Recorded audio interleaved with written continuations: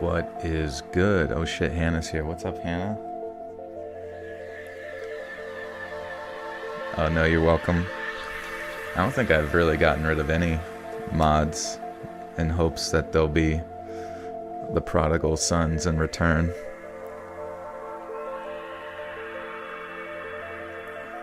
What's up, friends? How we doing?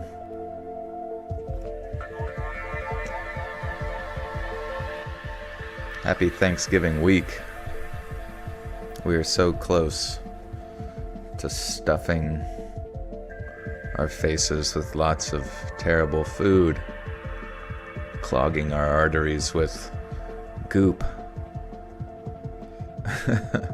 This live stream is Porcus approved. You guys can see it. Porcus is in chat. He's approved this stream. So I'm actually good to go in pretty much all nations at this point. I'm putting this in my charge. I'll be back, chat. Oh, no worries. No worries, Hannah. Have a good one. Oh, yes, please like the stream. What's up, Brianna? What's up, guys? Ollie, Liz, Cookie, whole gang's here. Box of Sorrows. How we doing, guys? What is new in the world? Anything cool going on? What are you guys doing? I'm doing good, though. I decided to take your advice. Someone mentioned it last stream. I took their advice to put a little notification on my Instagram that I'm going live. So hopefully that notifies some people that otherwise might not get the YouTube notification. But also be sure to follow me over there so you can see when... I'll just take it down whenever I'm done. You got your period? Good, good. Good to hear. You are not pregnant with a food baby, maybe. If American eats turkey, then Aussies probably eat ostrich. Oh, you know, that would be good. Honestly, it's never too late to start a national holiday. I kind of dislike that, like, we don't ever think of anything cool anymore, you know? It's like you gotta have a national tragedy just to have a meal with your family.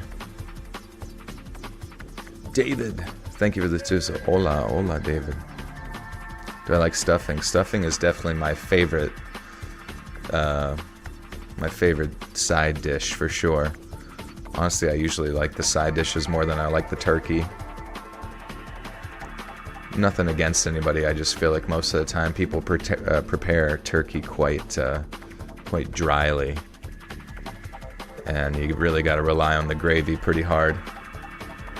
So I like making stuffing, getting stuffed. Didn't I have that as one of my titles for previous Thanksgiving videos?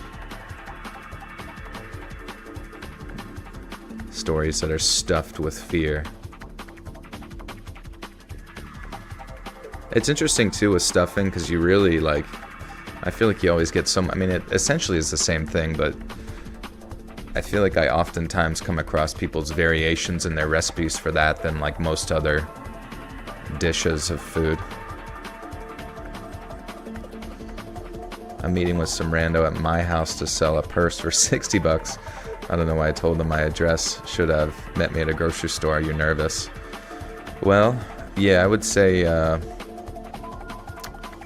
don't let them in the house, maybe meet outside, or and maybe let somebody else know what's happening or whatever, on the off chance that they do chloroform you a little bit. Just a little bit of chloroform as a treat. You need some BPC 157 just for general joint maintenance. You're 41 now. Hey, nothing against it, you know, and from what I've heard, people usually stay on that for like maintenance for quite some time. I mean, they sometimes come off of it just to like desensitize, but what do I think about the UK? I think everyone there is pretty cool. Sometimes I think with the UK that people are almost like too intelligent, you know what I mean? Do you ever meet those like type of people that are like too intelligent that they end up like hurting themselves from being too smart, like they can talk themselves into any situation? And that's kind of what the UK reminds me a little bit, is that they can just like articulate themselves into a corner and then they're too polite to like ask somebody to not stab them to death. Oh, I'd really rather you not do that. That'd be great if you could just not. Yeah, don't put it. Could you stab me and just do like a little cuts? Just like little cuts would be great. Oh, I think I'm dying now.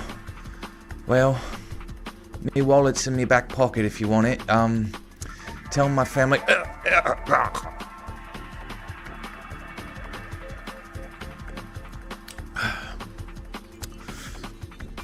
But no, I like the UK. I'd like to visit it at some point. Go see London. I thought I liked green bean casserole, but it turns out I just really like mushroom soup. Oh, okay. Just that particular fungi flavor.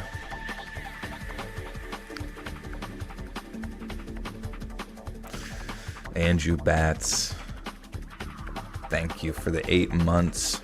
Says, hey guys, have you ever heard of Kratom? And the UK is crazy nanny state unless you, I don't know. Let's try to be nice, guys. I've heard of Kratom. I would say stay away from it.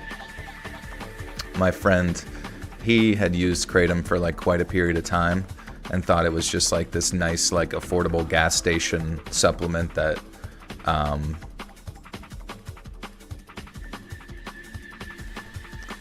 like a gas station supplement that just like makes you feel like more relaxed and better, but it turns out that it actually hits the same like receptors as like opiates and whatnot, and he ended up getting addicted to it and getting some pretty severe withdrawal symptoms whenever he wouldn't take it, being very irritable, losing a lot of weight. His hair was thinning, which is crazy. Yeah, I wouldn't, and it took him a while to get off of it too. And it's kind of crazy, like once he did, like, his testosterone went back to where it was, and he got his like muscle back, and his hair started coming back, and I don't know, it's something that I think is very, I have heard good things for people who are trying to get off of like heroin. Like they tend to use Kratom to kind of like stave off the withdrawal symptoms of people trying to get off like more serious shit. But yeah, if you're thinking about just using it like you would like CBD or some shit, I would say stay away from it. My fluent in Japanese, yeah. I just had a yaptomic bomb go off in my room, and now I can't stop. Don't ever buy gas station sushi. Yeah, a little gas station sushi, sprinkle some of the Kratom on top. Easy life. Andrew, thank you for the 5 says, I need to get off. I'm about up to 2 kilometers per month. I've had a taste of withdrawal. 2 kilos, sorry, read that wrong. It's just as bad as kicking dope. Oh, okay, yikes. Okay, man, well, yeah, please figure out what you got to do to get away from that kind of stuff, man. It's not worth it. You're looking for a 2008 to 2014 automatic WRX STI shifter housing. Specifically the A-line, I believe, because it's the only automatic STI. Anybody have anything like it? This is one of those. Truly. I don't know, maybe somebody here does.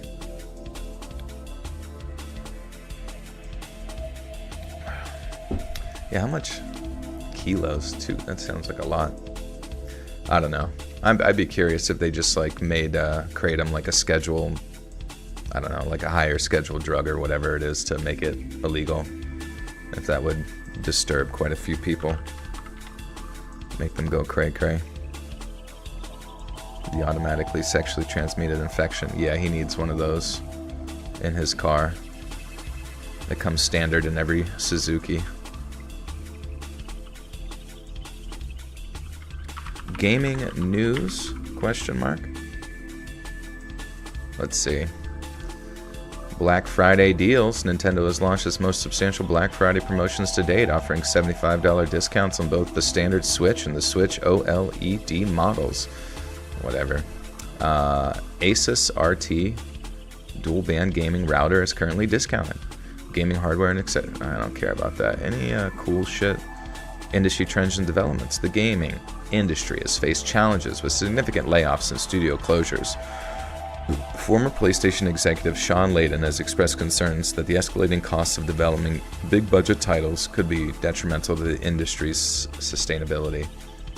Let's think about, like, what's the last, like, big-budget AAA title? I mean, was it Elden Ring? What was Elden Ring's budget? I mean, you have games like Concord that just completely shit the bed. What's my favorite pizza? I love like the stuffed crust. Alright, so however, industry estimates suggest that development marketing costs range from 150 million to 200 million. Huh. Well, that's crazy. Almost like 1/4 the cost and 1/4 the cost and much more success. Did you hear the N64 coming back in 2025? Yeah, I heard they were like are they remaking it, or what's the deal with that?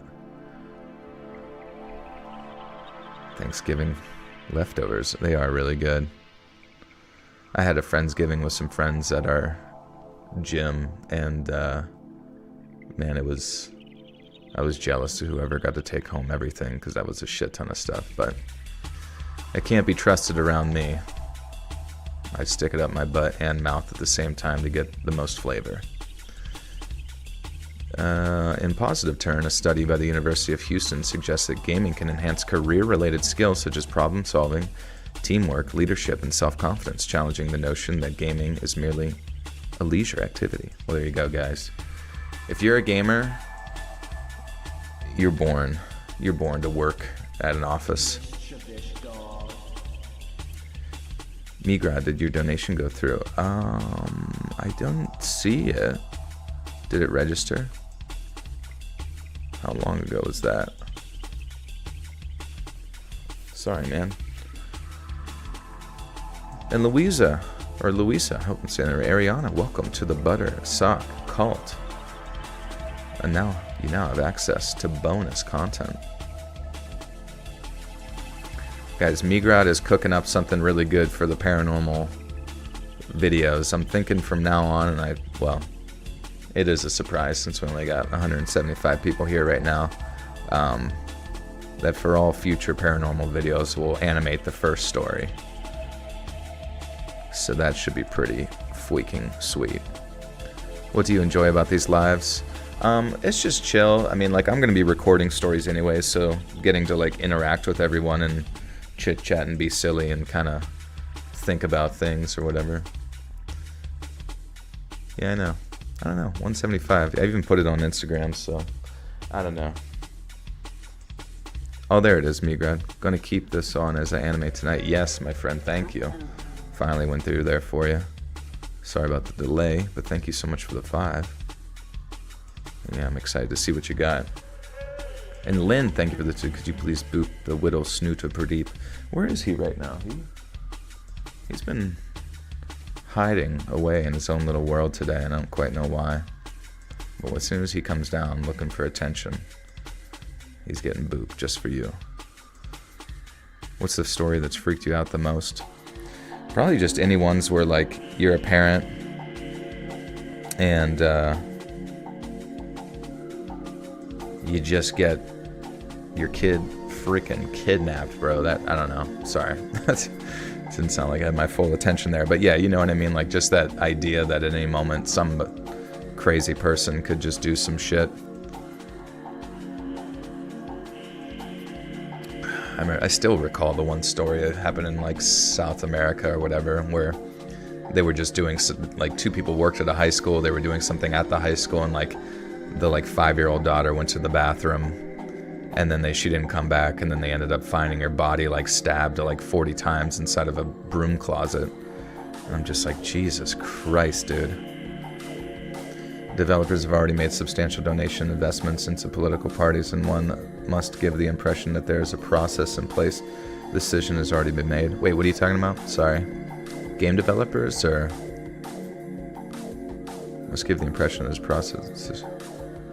Which decision are we talking about? Sorry. Thinks they'll fix the Minecraft movie like they did Sonic. Yeah, what's bad about that one? What should they fix? Is it Jack Black, Steve? I kind of just, I don't know. It's weird because every time Hollywood like adapts something into like a movie, I find it strange because it never seems to be like grounded solely within the game's universe, if that makes sense. It's always like they have to have you in like New York, or like with the Mario movie, it's like you had to be in like New York, and then you like go through a pipe and you get to the game universe. Same with like the Monster Hunter movie, like you always have to fucking, you have to go through some portal. I don't, or same with Sonic, like you got to go through a fucking portal. Like, why is it always that? Why is it always a goddamn portal you got to go through to like connect to a game universe? Like, why can't they just make it specifically within that universe? I mean, I guess they do with like Resident Evil, but I don't know, just annoys the shit out of me. Have you ever done stories similar to the movie Face Off? Like, imagine a bad guy takes your face. I'll be looking for those though, for sure. Stories about people ripping off faces, and maybe like bath salts or something. Streaming so early. I don't know. I just wanted to get going. I didn't have much going on today, to be honest with you, so. Children yearn for the mines. They actually say that. That's funny.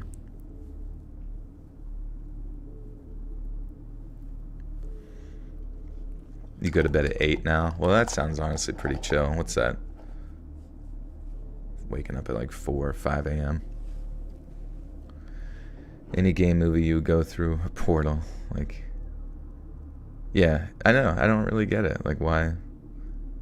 Is it always like produced by the same people? It's quite strange. It's like they always got to do that. What time is it there? It's about 8 p.m. here. I don't know. Maybe we'll do some more stuff after we record these stories. Maybe we won't. Maybe it'll give me a jump start on like editing and stuff. What's my day job? This is my day job, honestly. I am a you-pooper. I sound sad. What did I do? I wouldn't say that I'm sad by any means. I just I don't know. I'm just like hitting. I mean, I'm not right now. I'm currently not or anything like that. But I do, overall reflecting upon more recent trends. Ever since I got to my like 30s, it's just like, it's not like things hurt. It's not like things are officially bad. It's just like,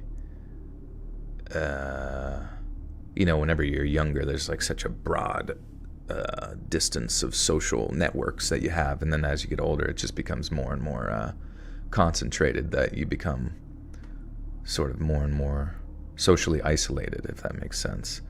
No, I'm not, I don't feel unsupported by any means. I just feel like this is the natural way of things. I noticed like ever since I got into my like 30s, like when I talk to, or just over the past more years, like when you talk to a random person, when you're youthful and young, it's like they look at you and they're like, hey, what can I help you with? You're young and youthful, got energy, like there's something that they seem like they're looking out for you. Now it's like they look at you and it's fine. I mean, I'm a grown ass man. It makes total sense. But it's like they look at you and they're like, the fuck do you want? Or like, what's up? Like, you're just staring at you. Like, you're a fucking NPC, which granted, that's what I am technically to them as they are to me. But it's just funny. Interactions with other human beings are just like not quite as open-ended, I suppose, as they used to be. But maybe that's just where I live. I don't fucking know. Things start to slow down for your body when you get older, and they speed up the rest of the world. Like, time moves faster the older you get. It's a cruel irony. I know. It's tough. Best day job. This is a chill job. You can relax at home and entertain people with stories. It's like the feeling of sitting. It's definitely it's more just like stimulation, because you're just like, it's weird that you work your whole life, and this is such a stupid thing to bitch about, like really is, but it's weird you work your whole life staying so busy with school and working, and you do all this stuff, and you think like, oh, I really want to break into the realm of like entertainment, and therefore it will give me more freedom to do other things. And then you just realize whenever you get that freedom, just how incredibly boring you are as like an individual, I guess, to like decide what you want to, I don't know, just not like super driven to like do new things anymore. And maybe that's just my brain kind of like solidified or something. What's up, Calevra? Canadian Commando with the 5 says circle gets smaller but the quality goes up. That's true for sure.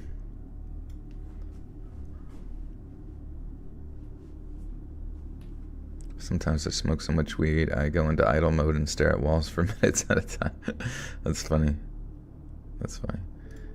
You gotta, yeah, I don't know. What is there to do, honestly, in the world? So many people are like, do you ever, you think about like the world's elite people, they got a plan for Earth. They want to know what you're doing, when you're doing it, how you're feeling as you do it, and all sorts of in between, monitoring all movements and activity. And I'm just like, how do you have the motivation to be as such? Like, it almost feels like borderline alien sometimes to like think that there are people in like various positions just like constantly chasing something that just seems kind of pointless. You know what I mean? Like, is it for something else? Are they like getting us ready for some sort of, like, say you were someone like some crazy rich, banker, trillions and trillions of dollars and like assets controls and integrations with like intelligence agents, all that kind of shit. You're just at the tippity top. You rule it through some sort of strange like blackmail regimen, but you also have, some abstract like cult like mentality within the hierarchy that runs everything, and you're just at the tippity top. Say you finally do achieve your goals. Assumedly, you wouldn't even be happy, would you? Like, if you were the tippity top and you finally made everything occur exactly, you monetized everything, you were able to like, I don't even know, put fucking national parks on a blockchain, and now you own, most of Yosemite for whatever fucking reason, and you can rent out people staring at it in like a 3D space, or I don't know, just things like that. Eventually, like, people get so bored they just like come up with like ways to be stupider, but I don't think it's ever going to bring anyone any more like joy or happiness in their existence. In fact, I feel like it would only like bring more pain or whatever.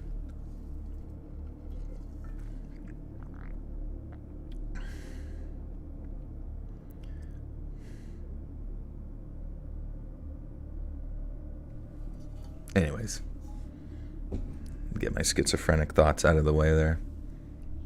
See, that's what happens too whenever you're like socially isolated too. You just have like way too much time to think about nothing.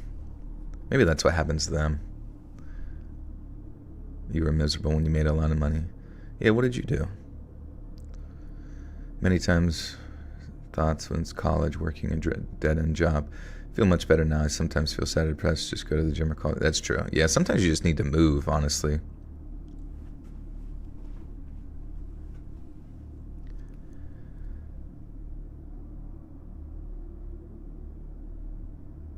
Back in November of 2011, my girlfriend, Holly, invited me to Thanksgiving at her parents' place.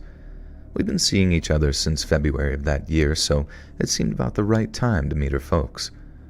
But then, when I responded with a very enthusiastic yes, she told me it wouldn't be that kind of visit. It wasn't just going to be us and her parents. She was an only child. A bunch of other family members would be there, including her paternal grandpa and her paternal aunt. Her paternal grandpa was a weird old coot, didn't have a great relationship with her dad, and was always a source of tension during holiday get-togethers. But the reason she was really nervous that year, and the reason why she needed me there, as these are the words that she used, a service animal, was the presence that paternal aunt... Oh, sorry, I didn't follow that sentence. High corporate job, it sucked the life out of me. Yeah, that would be tough. What's up, crime girl? How we doing? Just invest in Bitcoin, that's all you need. I mean, it makes sense. Like, if ever there was going to be some sort of like financial shifting where you kind of need to like protect yourself, obviously property is going to be something that can protect against inflation and that kind of thing, and long-term investments. The stock market's one of those things that's always going to be up in the air, or at least suffers for a little bit. Who knows how it's going to exist in the future, or at least what rules the games are going to force you to play. But there's some things really strange about like the various like coins, bitcoins, the blockchain stuff, like that probably is the future. I'll be honest with you. And it probably is important to invest in that as soon as you can, because there's going to be some sort of like shift up where like we're going to be transitioning into some degree of like stable coins or whatever. And then, in the name of, it's going to be in the name of many things, probably just to like make people feel like they feel good about like giving, I don't know, a place in Ethiopia access to like financial success or, investment or whatever the fuck. But at the end of the day, I mean, like the blockchain is like a very strange thing where it's perceived to be very like decentralized, but at the same time, like if you control enough of if you're a whale in the game, you know what I mean? You essentially are the centralization of that currency. But it's also one of those things where you can just like continuously monitor everyone's like individual actions. Like no longer is anybody ever going to be, no longer is anybody going to be able to get their like lawn mowed by paying Timmy down the street $10 to do so. And you move on with your life. Like Timmy's going to have to pay his taxes. Decentralization within the ecosystem will happen over time. I think within that ecosystem, you probably would see like more centralization, honestly, but it would be maybe a centralization that you would be relatively unaware of. At least centralization to the extent of surveillance and monitoring. And then I don't know if you guys ever heard of like people integrating like biometrics, like your biometric data within that same sort of like blockchain crypto crap.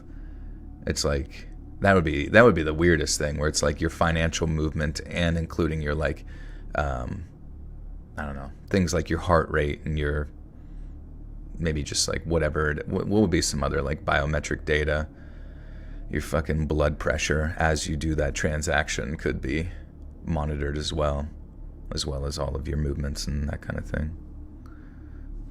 No one owns it. Yeah, but I mean, if you own enough of it, don't you technically own it at that point? And then if you like get legislation through some sort of like chaotic event that transitions everything over to like X coin, there might be integrations with like other coins, but it probably will have to be like some type of centralized CBDC. I mean, the government's not going to allow, a financial system like that to be decentralized for too long. Yeah, you guys can all own one millionth of a twerk coin.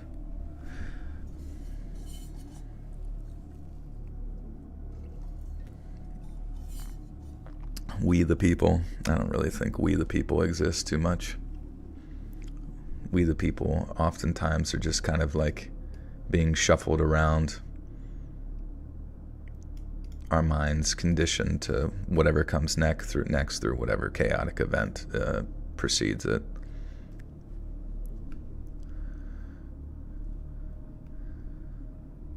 But the reason she was really nervous that year, and the reason why she needed me there as, and these are the words she used, a service animal, was the presence of that paternal aunt, a lady who I'll just simply refer to as Janet. Her dad and grandpa didn't get along, but in the case of Aunt Janet, she and Holly's grandpa hadn't said so much as a word to each other in almost 20 years. To be fair, she hadn't spoken to much of anyone since she left town in her 20s, which was apparently sudden, without explanation, and under dubious circumstances.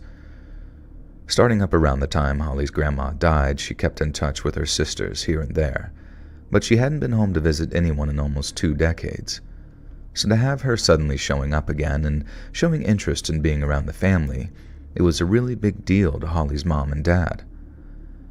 As expected, Holly's grandpa had been dead against the idea of her coming to Thanksgiving.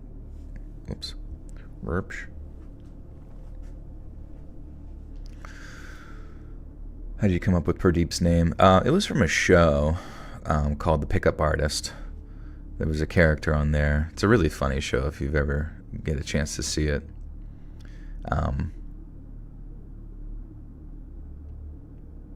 But yeah, there was a guy on there named Pradeep, and then one of my roommates said like, "Oh, we should name the cat that," and I thought for some reason I thought he said Purdeep, so I thought it was like a pun on like cat stuff. And since I was the one paying the bills for his like cat, his veterinarian visits and stuff, and they asked me what his name was, that's what I wrote down. Which, as you know, if you write that down in the vet's office, it becomes written in the stones.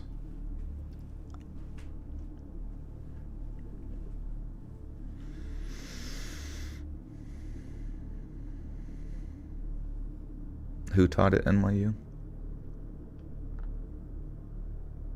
How old is Pradeep? He is 10 now. His birthday is I always say he has the same birthday as me, June 4th.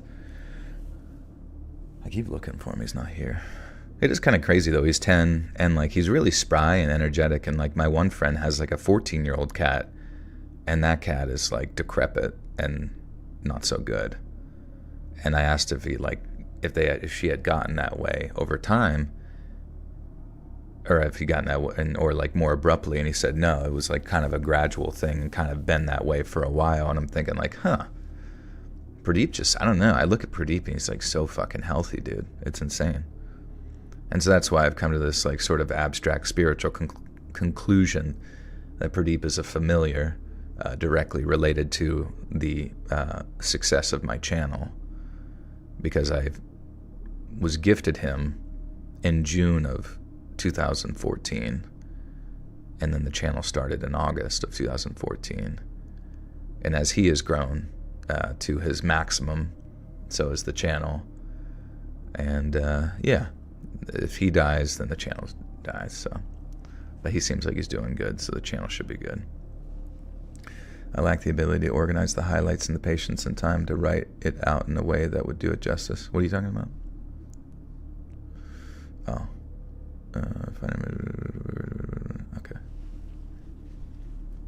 For example, when you're thinking of soda and then you see an ad for soda, what do you guys think that is? Is it our phones picking up on our brainwaves, or is it ads that make suggestively, subconsciously? Well, I know that like phones can like interact with each other via like ping systems and that kind of thing. So if somebody else within like your sort of network of phones or people that you're around may have at one point said that, or they themselves have searched it up, it may have like cross-referenced with you to maybe be like, oh, maybe you're interested in that, and just kind of auto-suggest it. But, I wouldn't be surprised at some point if like our brain waves or like something on our phone is able to like scan our brain pretty quickly to like use AI to associate what it is we might be thinking about based on other brain scans that they've used to collect data on or whatever. I mean, so that does seem very, very important. I mean, we've been collecting data on humans for a long time now, buying and selling it. It's been very controversial, I guess, with like Facebook and whatnot. But I think we got enough to, do not just targeted advertising, but like hyper-specific pieces of information can be gathered via the smartphones. Or I'm sure it won't be long before it's, we're in this realm of what we would consider sci-fi.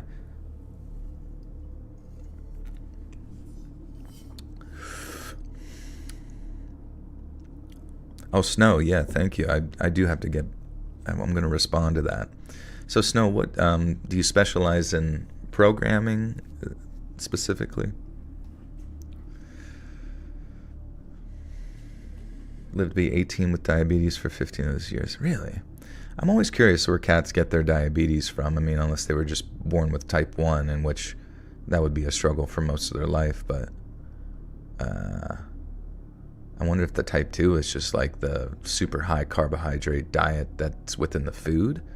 And who knows, maybe the food I've been feeding Pradeep for years and years has just been like able to keep him pretty healthy.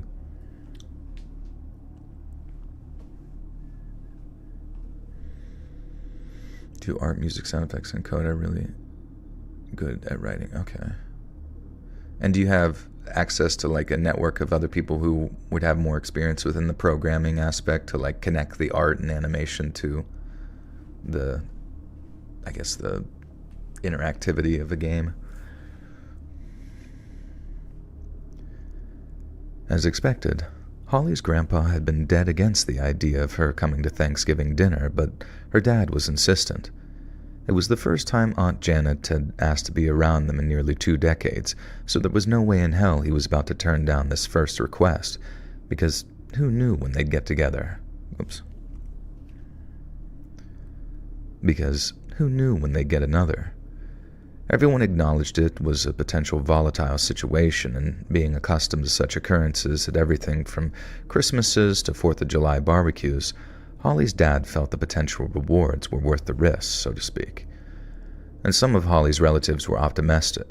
Damn, I need to just read that sentence again. Your dog's name is Holly? That's cute.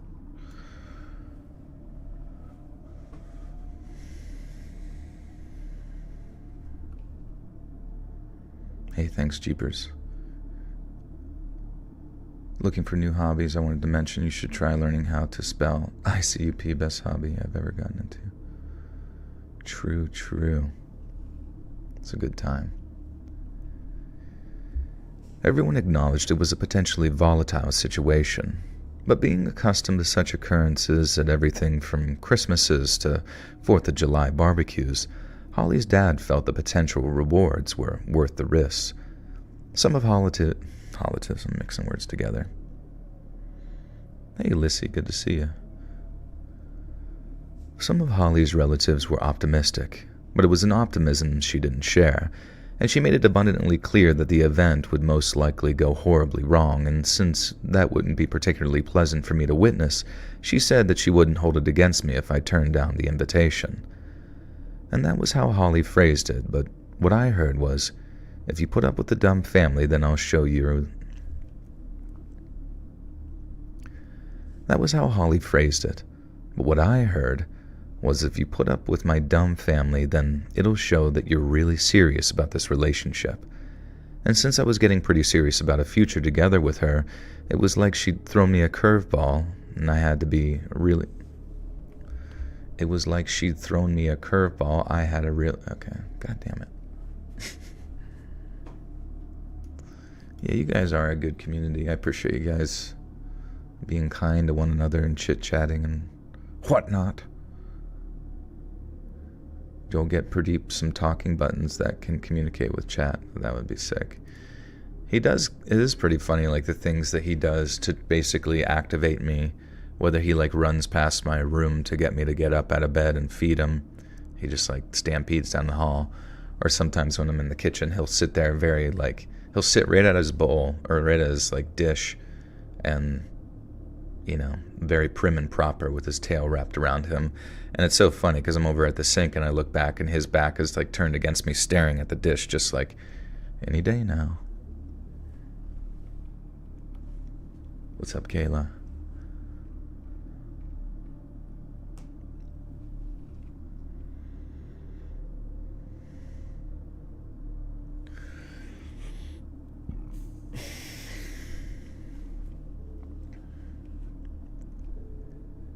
And since I was getting pretty serious about our future together, it was like she'd thrown me a curveball I had a really good chance of knocking out of the park.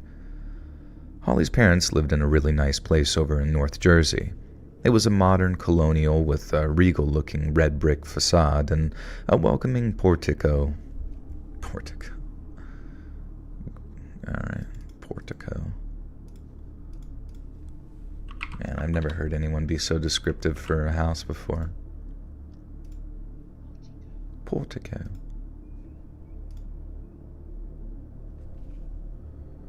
What is a portico? Covered walkway or porch. I'm just going to call it a porch. Portico seems like overkill. It was a modern colonial with a regal-looking red brick facade and a welcoming porch supported by grand white columns. The front lawn and flower beds were perfectly maintained, and I'm pretty sure I saw a pool, hot tub, and barbecue pit in the backyard, each covered up for the winter. But it was only when I walked inside that I realized just how fancy the place really was. The entranceway consisted of a grand two-story Stoye. Sports Boy 656751. Welcome to the Buttersock Cult. You now have access to bonus content. Mischievous Frog. You got engaged last night and a wonderful partner. Hey, congrats. That's freaking sweet. Hannah, you stopped taking, I hope you've stopped taking, what's that stuff called? See, it's already affected me. The ZQuil. Because the stuff with like the Benadryl and stuff, I guess, like, I don't know, associated with dementia.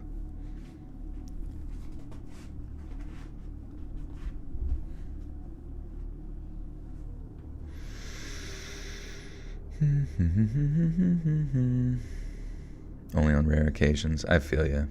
I know some people that would take it like almost every night, and it's just, it doesn't really get you into like good REM sleep.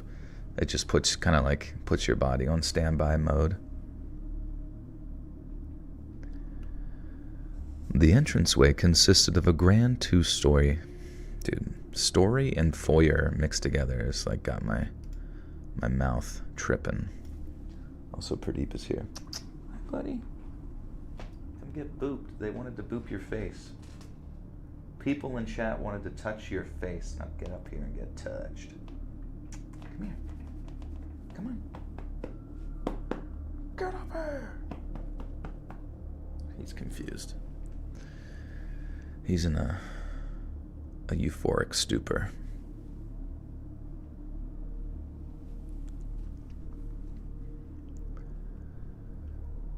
The entranceway consisted of a grand 2-story foyer. Holy shit. Say that 10 million times fast. My first video was something that Survivalist Guides or something a few months ago. I've been hooked since. Awesome channel, big fan. Hey, thanks, Mark. Good to see you.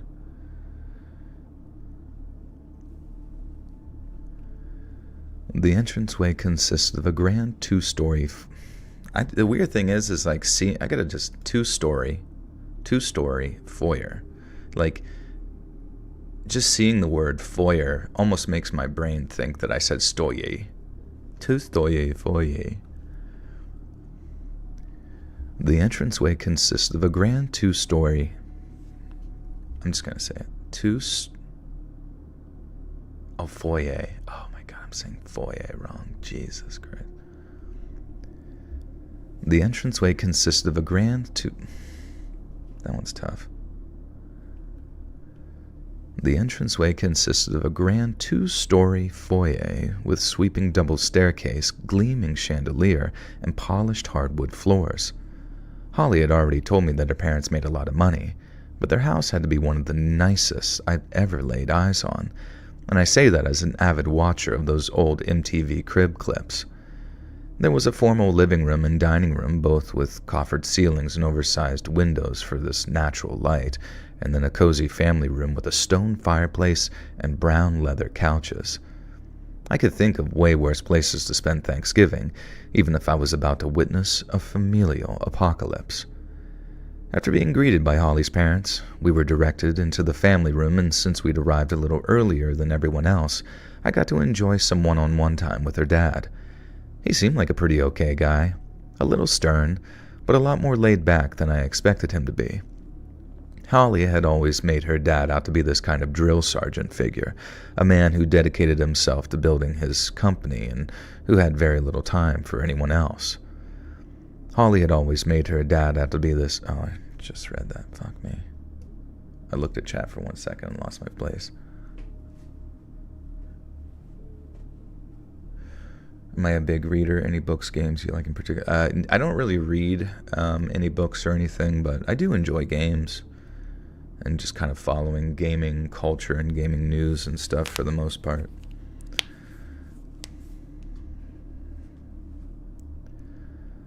Holly had always made her dad out to be this kind of drill sergeant figure, a man who dedicated himself to building his company and who had very little time for anyone else. However, once he seemed happy that I wasn't a total douchebag intent on breaking his daughter's heart, he warmed up to me considerably. Holly and her mom brought through some hot apple cider, and we talked a little more before the rest of her relatives began to arrive. A few cousins showed up with aunts and uncles, and then one of her mom's old college friends showed up with her husband. Her grandpa was one of the last people to show up, and when he did, he felt the atmosphere immediately shift from joyful to mildly tense. Holly's grandpa seemed like a really grouchy. Grouchy.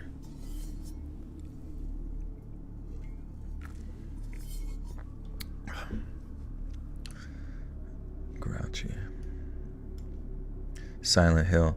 I haven't officially played Silent Hill, but I've watched some. And it didn't seem that good. Like the remake or whatever, the movie was good. Like the first movie, that one actually existed, I felt like, within the Silent Hill sort of realm, even though I'm not super familiar with the story overall, but yeah, the more recent remake game looked kind of poop. Even though I've also heard it was good. It's just the gameplay looked kind of dated.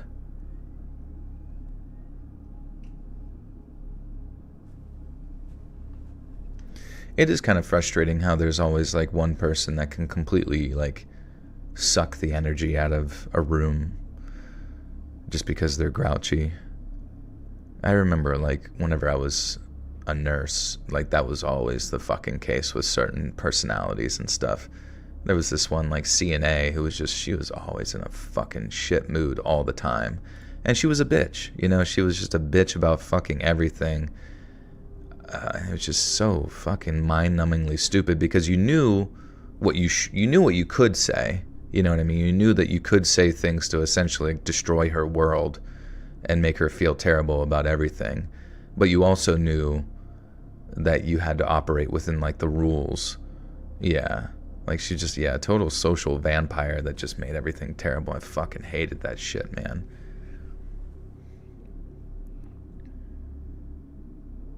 I thought a vestibule was a specific room, not a space for passing through.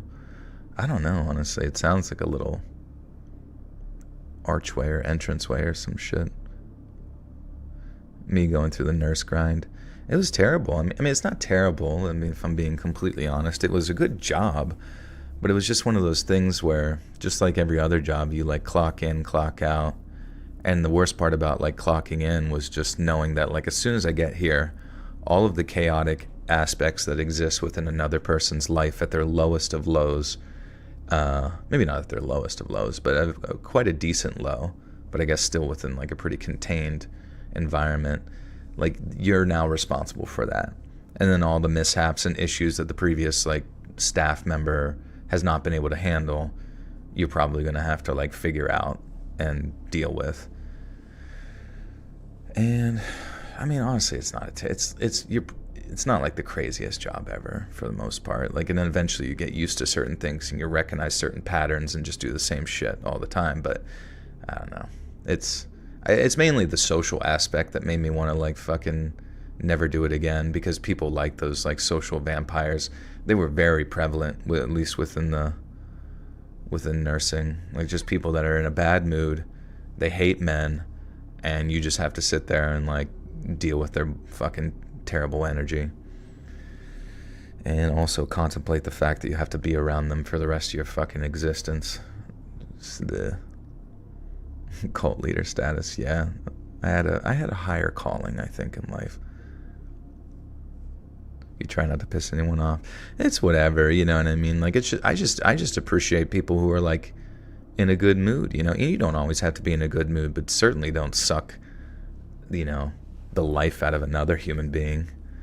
I might not believe in a particular religion that gives someone this insane sense of peace and purpose in my life, but I never go out of my way to tell them actually dinosaurs or something, you know what I mean? Because you don't want to say something to someone that could potentially shatter a worldview, I guess, because if it, and then in the same way I just translate that to normal interactions where I'm you know what, I don't want to make anyone feel shitty today.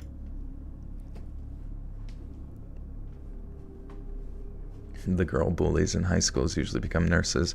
Yeah, and it sucks because they feed off of each other so much. If your lead manager is a catty, see you next Tuesday, you know what I mean? It's just you just gotta fucking like that energy just trickles down to all the people in like the middle management, and you're just like, you guys are not fucking professional at all. Like, you don't ever get the job done. You always got to like apply some degree of like emotional like argumentation to like every conflict that you approach, and it's just so cringe. It's like, just fucking do your job and chill, bro. Massive respect for most nurses, except one that was urgent care. Took her 10 attempts to draw blood, nearly snatched the needle. Yeah, yeah. Some people are better at it than others. Yeah, sometimes I wonder, honestly, tired of biting your tongue. You know, what would life be like if you just cathartically like told more people the truth about how they were and how they made you feel, even if it wasn't like some like crazy burn that made you look good? What if you just like had like a sudden freak out, or not even a sudden freak out? What if you were just kind of like, hey, you know, you're not fun to be around, right? And then they would be like, what?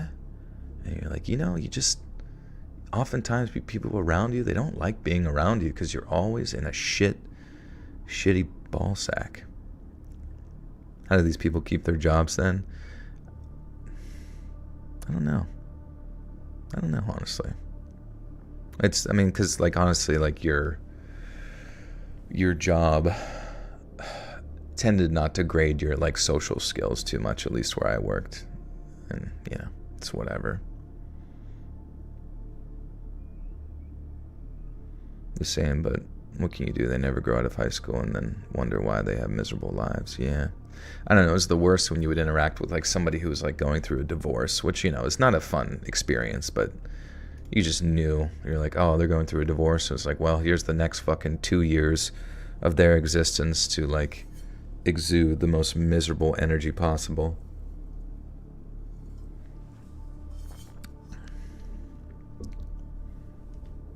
And yeah, it is strange sometimes. Not a lot of people do have introspection.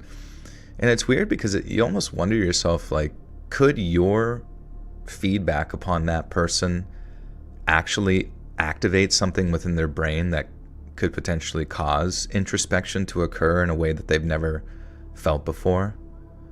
You know? Because I think that's kind of how it was when we were like in elementary school. Like, somebody calls you fat, and then now all of a sudden you're thinking about the insecurities about being fat. Or if somebody calls you mean, you start to think like, oh, maybe I should, you know, not be so rude or whatever. And honestly, I just don't think people do it enough when you're an adult to just like give people a survey. You know, you're just letting them know your feedback. You're giving them a review.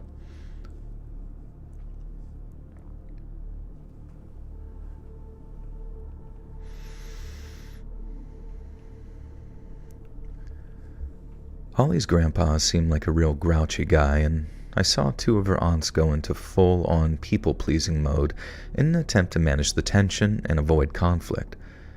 Grandpa seemed happy to see his daughters, but it was a lukewarm kind of happy. Holly's dad got a stern handshake and a very joyless "good to see you, son," but upon first glance it didn't seem like he and Grandpa would be at each other's throats. I pointed this out to Holly and then mentioned how maybe that year might be buck the trend.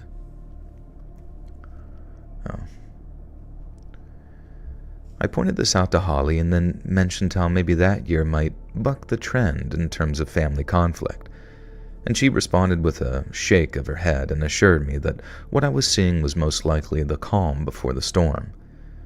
In her experience, the tension would inevitably ramp up throughout the course of the afternoon, and then add the return of the prodigal aunt into the mix, and she had a gut feeling that she'd be needing my support by early evening. And like I said, Holly's grandpa seemed stern, like father, like son, but unlike her dad, he didn't seem remotely interested in breaking the ice. When I was introduced as his granddaughter's boyfriend, he seemed completely disinterested and asked Holly's mom why I was there if I wasn't family. Then, when she tried to explain, he dismissed her with a wave of his hand. It was obnoxious in the extreme, but I'd been warned of how much of an a-hole he could be, so it's not like I felt wounded when he treated me so rudely. Actually, it was kind of a relief. I didn't give a crap what her weird old grandpa had to say. If my potential future mother and father-in-law were chill, then what was I all than that. How long did they say they were dating for? I guess it's the first time she's meeting the family. I don't know, I guess if he likes the girl, it just seems like if the family sucks, it's like kind of a deal breaker, especially if you have to be around it all the time.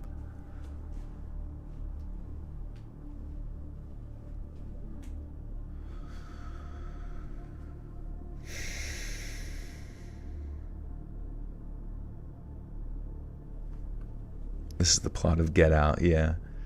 This is exactly it. He's gonna get possessed here soon.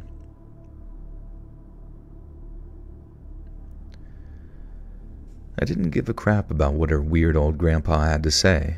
If my potential future mother and father-in-law were chilled, then that was all I cared about. Holly's grandpa could go off, and sure, it'd be pretty unpleasant in the moment, but if things got a little too crazy, I'd be there to drive her home and make sure that she got the support that she needed. And after that, I was quite sure that the whole thing would be forgotten about in like a week, or maybe a month, or however long it took, and it'd be like it had never even happened in the first place. But when the incident did come, it wasn't some run-of-the-mill family yelling match. It was bigger, more frantic, and more frightening than anything I could have ever imagined. And so once I had the meeting with Holly's grouchy grandpa out of the way, I was feeling pretty good about the rest of the afternoon. He'd been making comments about me all day, about how I shouldn't have been there, how they shouldn't be letting me date Holly. But literally everyone seemed chill except him, so it just became a case of staying out of his way and ignoring his little jabs.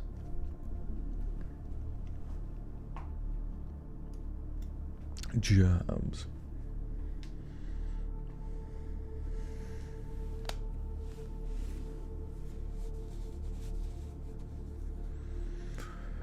But aloha, I should do more Hawaii stories. Oh, that'd be good. Did I ever do the state of Hawaii?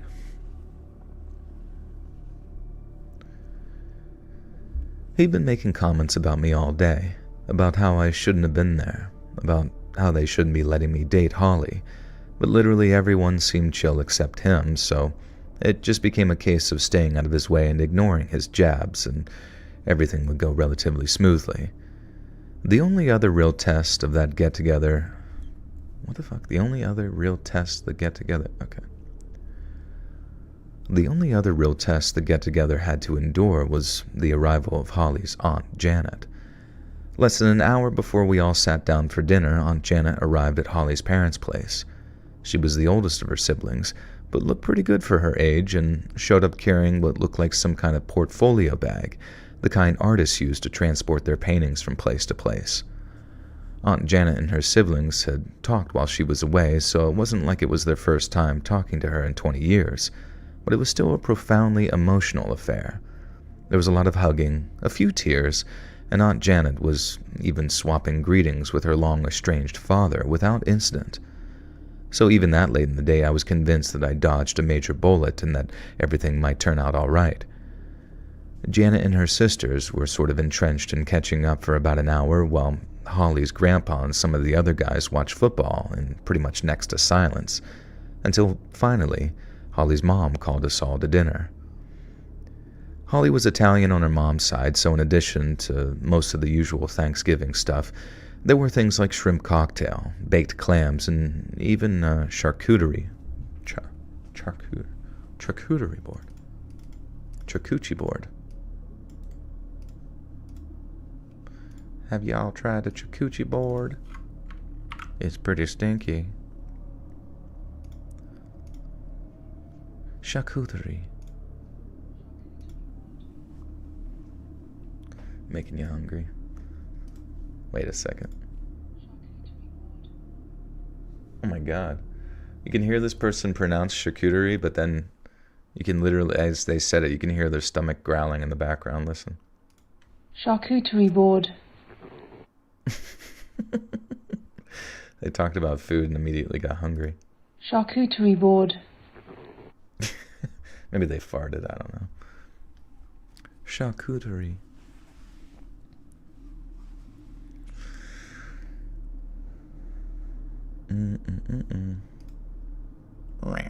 Charcuterie. It is funny on the Forville website when you're some people record stuff and you just like hear their kids screaming in the background. Holly was Italian on her mom's side, so in addition to most of the usual Thanksgiving stuff, there were things like shrimp cocktails, baked clams, and even a charcuterie board. Then instead of mashed potatoes or candied yams, her mom served baked ziti with her butter-basted turkey along with roasted Brussels sprouts and string beans sautéed in garlic and olive oil. And everything she put down on the table was absolutely incredible, and primarily most of the reason I remember most of it. And so much so that once everything was dolled out, the whole table quit talking for a solid 10 minutes and we just stuffed our faces until conversation slowly started up again. Everyone was focused on how good the food was, at least until after dinner, when topics started to meander and Holly's father and aunt started to reminisce about their childhood. Aunt Janet stayed quiet for most of them.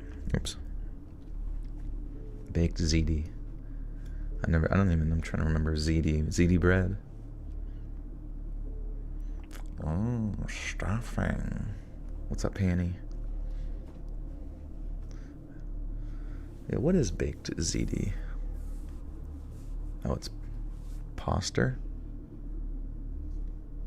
Let me check this out. I gotta look at this shit. Baked ziti. Oh. So it's just like round, cylindrical pasta.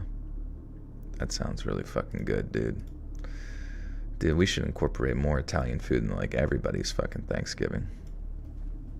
I do like that about holidays, how everybody kind of has their own various flair to it. White Castle stuffing? What is that? Oh yeah, what do you guys, are you guys going anywhere for Thanksgiving? And if so, are you making anything? What are you making and bringing? Top Chills, what's good, dude?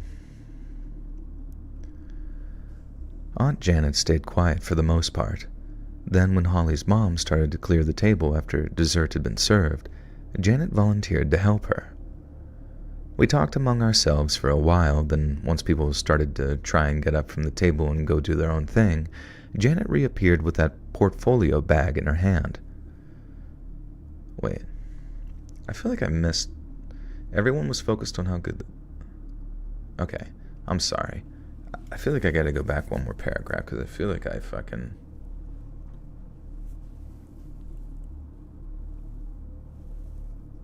missed something. In Aussie, so no Thanksgiving, obviously, but we do seafood for Xmas. Honestly, maybe you should start a tradition. Just make up a holiday that's around Thanksgiving for all Aussies and just like try to start it up. Like I'm being honest, I could totally, the way that memes take off, I could see a meme that takes off that like Australians just start celebrating Thanksgiving or whatever. Yeah, you could call it non-trad Thanksgiving and just call it non-trad. You guys coming over for non-trad? Oh yeah, mate. Have a non-trad on a bit of nonny. Everybody's bring the stuffing. Bring the stuffy. Hope your weekend was alright making pancakes and eggs. Hell yeah, dude. Everybody's eating good tonight. Isn't it crazy we just have unlimited food forever? It's never gonna go away. Oh yeah, poutine would actually be perfect for like a Thanksgiving feast. Nar. Pumpkin soup. Oh, dude, imagine pumpkin bread soup. Be cool if us weirdos got together for Friendsgiving and just listen to Let's Relive. That would be kind of sick. Like a huge, like, that'd actually be insane. Like a big town hall or something where obviously I'd be at the head of the table. No, I'm just kidding. But you know what I mean? I could do reading and eating. I'd be a little distracted by the eating, so I guess I'd have to find my time after. Honestly, the reading, I guess, would interfere with everyone just chatting with each other at the big tables. Alright, we're just gonna start a fucking actual cult, guys. You know, fuck it, dude. You only live once. You might as well drink the Kool-Aid.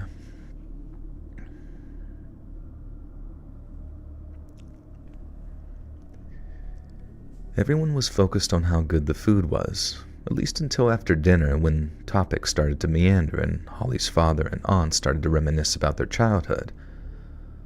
Aunt Janet stayed quiet for the most part, and then while Holly's mom started to clear the table after dessert had been served, Janet volunteered to help her. We talked amongst ourselves for a while, then once people started to try and get up from the table and do their own thing, Janet reappeared with that portfolio bag in her hand. She politely asked everyone to take a seat again, because she wanted to host an after-dinny. I replaced Mr. Ballin. How come? I feel like we're kind of like different content, aren't we? Like he kind of does like more true crime stuff in this like sort of recanting story form kind of thing where he's like almost like talks like he was there. Why are there so many cults in the US? I don't know if they're like as prevalent, or I guess if they do exist, you'd be like less aware of it. But I probably because of the tax exemption, I imagine that might have something. If you ever want to know why something is happening, just know that it's probably motivated by money. There's probably some money to be made, either coming from the top down or some sort of tax write-off. Hey, thank you, Connor. Good to see you. Or sex. Sex does motivate people sometimes to do some rather outlandish things. A lot of satanic cults, really. I guess they would probably be more avoidant, but I've always heard like Satanism as opposed to like Luciferianism is different, where Satanism by definition is mainly just sort of like looking out for yourself and doesn't specifically like worship any god or anything. It's just more like a selfish perspective. DiGiorno Thanksgiving pizza? It was a bit squalid. What is squalid? Is that good?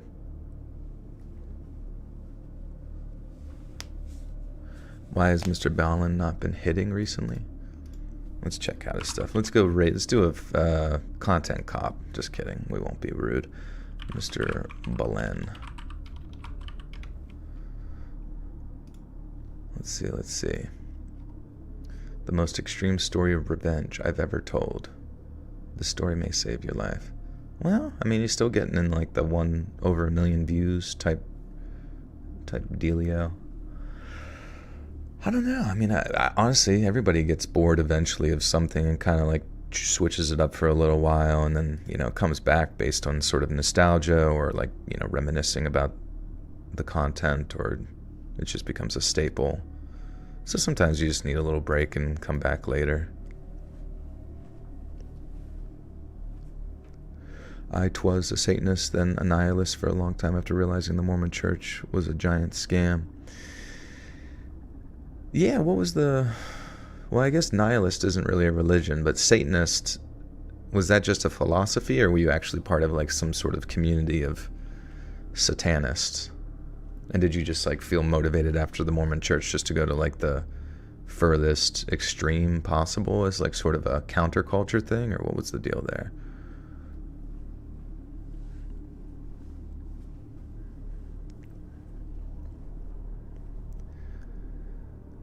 She politely asked everyone to take a seat again because she wanted to host an I keep saying dinny. What the hell is that about? She politely asked everyone to take a seat again because she wanted to host an after-dinner parlor game for us as a thank you for being such gracious hosts. Everyone seemed pretty excited. Then once we'd all returned to our seats, Janet announced that she'd liked everyone at the table to partake in a game of word association. She'd been gone for such a long time and, by her own admission, hadn't kept up to date with everyone nearly as much as she should have. So what better way to start the process of catching up than with a friendly, non-competitive game of word association? When Aunt Janet said parlor game, I figured that she just meant like charades or something. But when it came to word association, I didn't understand where the challenge actually was, and apparently neither did Holly's grandpa. He started up by asking something like, the goddamn point of all of this, but was quickly silenced by Holly's dad, who told him to be polite and allow Janet to host the game that she had planned. Everyone went quiet, and then Janet grabbed the large portfolio bag and revealed it to contain a portable whiteboard complete with legs to stand on. Now, these sort of expectant looks were exchanged on account of how well prepared she was, and at first, people were confused but excited. And then after producing a dry wipe,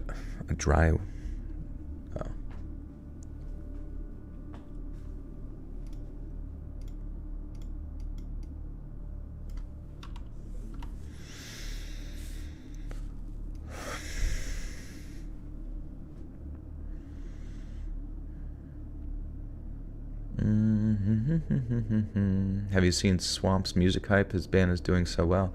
I've not. No, that's awesome though. I'm glad he's doing well, and he seems, you know what I mean, that seems like a lot of fun, just like traveling and performing and stuff. That's freaking sick.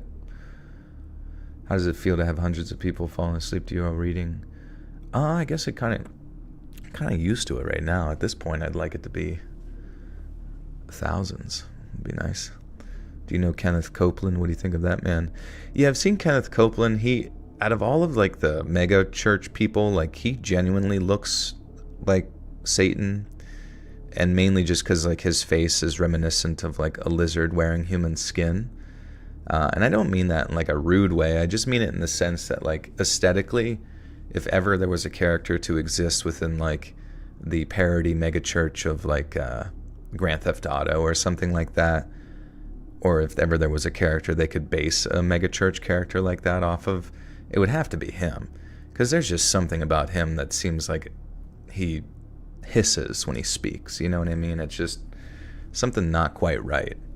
And I remember there was like this other mega church guy, his name was Todd White, you may have seen him. He's sort of like this like hippie dude who claimed he was like shot at like 50 Cent and survived, and does all these miracles and all this kind of stuff. But then people, I remember at one point, like, he partnered with Kenneth Copeland, and everybody, like, I don't want to say everybody because that's excessive, but there were criticisms that he, you know, people had lost respect for him because he was partnering with somebody who, like, advocated for, you know, having, like, a personal jet to get across the country and all that kind of stuff. But it's like, I don't know, dude. I remember there was this one guy out of San Francisco who was also had like a mega church type thing. I forget his name, but he actually seemed genuine in the fact that like he had a lot of success within building churches and generating a lot of revenue, had like a really successful book. And then he realized that all of that like financial temptation was actually really, really bad for, you know, his relationship with God, or, you know, whatever he wanted to say. And so he actually gave the church over to somebody else and like downgraded to a much smaller community. Because, you know, if you look at Jesus and stuff, it's like he says like foxes have holes and I have nowhere to lay my head, you know what I mean, all that kind of stuff. So it's like, I think the general philosophy within Christianity is you can probably anticipate to be poor, you know, and not expect, you know, your treasures are stored up in heaven and all that kind of stuff. So I don't know, when you see these mega church pastors, Joel Olst, I mean, they might be nice people, even overtly, but it still seems that they're going against like the core message that is like most of the Abrahamic religions and that kind of thing, of, you know, not worrying about your material blessings and stuff. But yeah, exactly. It is irony to the fullest extent. I totally agree. Downgraded is upgrade for free. Ring dings, yeah. You ever listen to Strange Matters podcast? He claims that he was a doctor. He's still on Apple Podcast. Strange how doctors love telling true crime. Sadly, his website hadn't been active in years. I don't know him. Yeah. Maybe he still practices or something, went back to his practice. But at the end of the day, it's like doctors, like the most well-performing doctors as far as finances go tends to be like surgeons.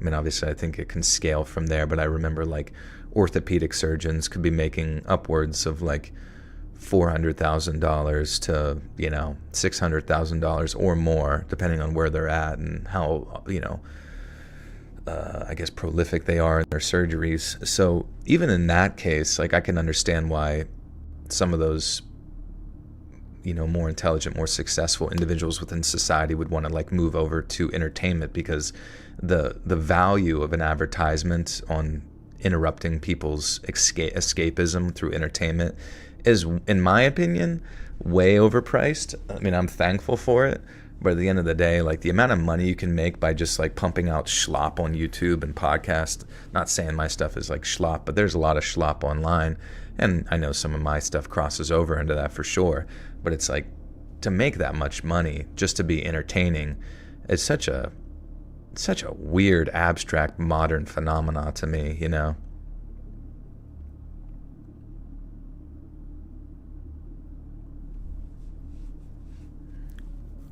Schlop, yeah, that's exactly how I would spell it. Schlaf. Oh, dude, Ryan's here too. Ryan, can I make you a mod so you and Hannah can be team mod, or married mod team?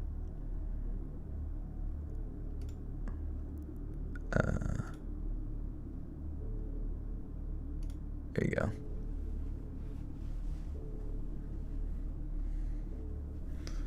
Yeah. But don't let the power go to your head, is all I can say. Shit, yeah. This chat has been shipping Hannah and Ryan together for years, so I'm glad it finally worked out.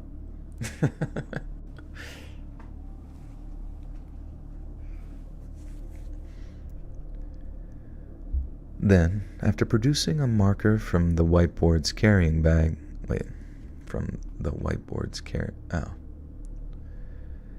Then, after pulling out a marker from the whiteboard's carry bag, Aunt Jeanette began to write. And the first word... Wait, Jeanette. I keep saying Jeanette. Janet. Holy shit.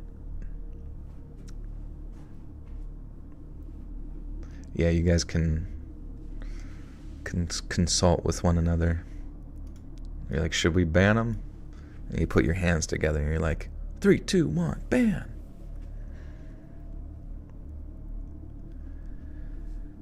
Then, after producing a marker...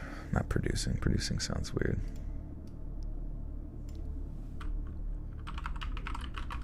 After whipping out. Then, after pulling out a marker from the whiteboard's carry bag, Aunt Janet began to write. The first word that she wrote on the whiteboard was school. Aunt Janet then went around the room asking for words or phrases people associated with school. My own personal answer was lunch, but she also got answers like teacher, homework, football team, and other things of that nature. Aunt Janet did the same thing with the word boathouse, then the word bear, and then finally she sort of surveyed all of our thought associations with the word truth. By the time she was done, Janet had written 4 big prompt words on the board along with dozens of smaller words leading off from the larger words, kind of like a mind map. She then put the cap back on the pen and then took a step back from the board and asked us all what we saw. Seeing as none of us could tell if her question was rhetorical or not, everyone stayed quiet and waited for the answer. And Janet wasted no time in telling us. She pointed to all the answers we'd given and told us that they were all kinds of answers that regular people give, whereas all her own answers were considerably different. Janet said that when she thought of the word school, she thought of the word sick, and that was due to all the sick days that she'd taken whilst in elementary school. I remember thinking, where's she going with this exactly? But then right after she said that last thing, Janet turned to Holly's grandpa and says, "You remember all those sick days too, don't you, Dad? But I was never really sick, was I? At least not for the most times you called the school and told them I was too sick to attend." There was this sort of discomfort across the dining table, and Holly's grandpa grumbled something about not knowing what she was talking about. But then Aunt Janet says, "Oh, you don't? You sure about that, Dad? You sure you got no idea what I'm talking about? Well, how's about this next word? Boathouse." Aunt Janet then said that, and whenever she saw or thought of the word boathouse, she didn't think of fishing trips or lakeside vacations. She thought, This took a turn I did not expect here. Hitsubasu, welcome back for almost 2 years. Says, hi, Joel. I got a new kitten today. Her name is Zelda. My elderly cat, Dusty, is sadly terminally ill, hoping they can get along. Oh, I'm sorry to hear that about Dusty, but hopefully he can pass his wisdom on to Zelda. That's so cute. Thank you, Hitsubasu, for almost 2 years. It's crazy. Think of high school, drawing book full of doodle graffiti. Friend always say, bust out the mean streak bad boys as they were. I was thinking about this marker game or whatever, this thought association. That actually, aside from her most likely about to like say some pretty crazy stuff here, that actually seems like kind of a fun game, to like dig into somebody's mind, because sometimes we would play Cards Against Humanity, right? And it's a lot of and that's, there's a lot of dark jokes and associations and things of that nature that you can kind of dig into the mind and the humor oftentimes, which gives you a sense of the mind of the person that you're interacting with. And really there's no losers in that game, because most people have a good laugh and you get to know each other and whatever. But I feel like that would actually be a great game, like the whiteboard, and somebody just like organizes everybody's things, and then you write down what they think. Here, maybe I should do that right now, honestly. I can get a gauge of you guys, and you can be honest, because it's all, anonymous, I guess. But let's think of one.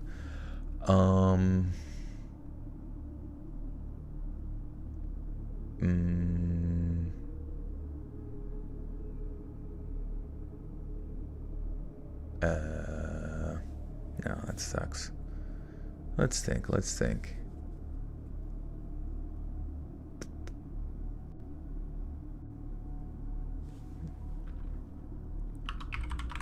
Forest.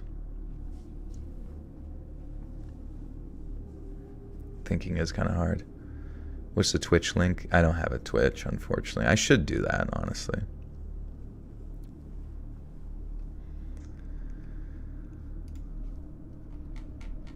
What'd you guys say?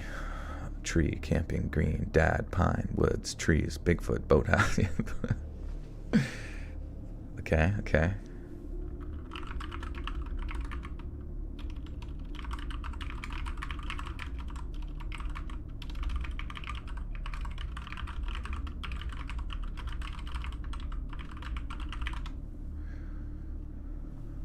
Woods, squash, drum circles, and flow artists. Bugs. All right. Here's an interesting one. Hunger.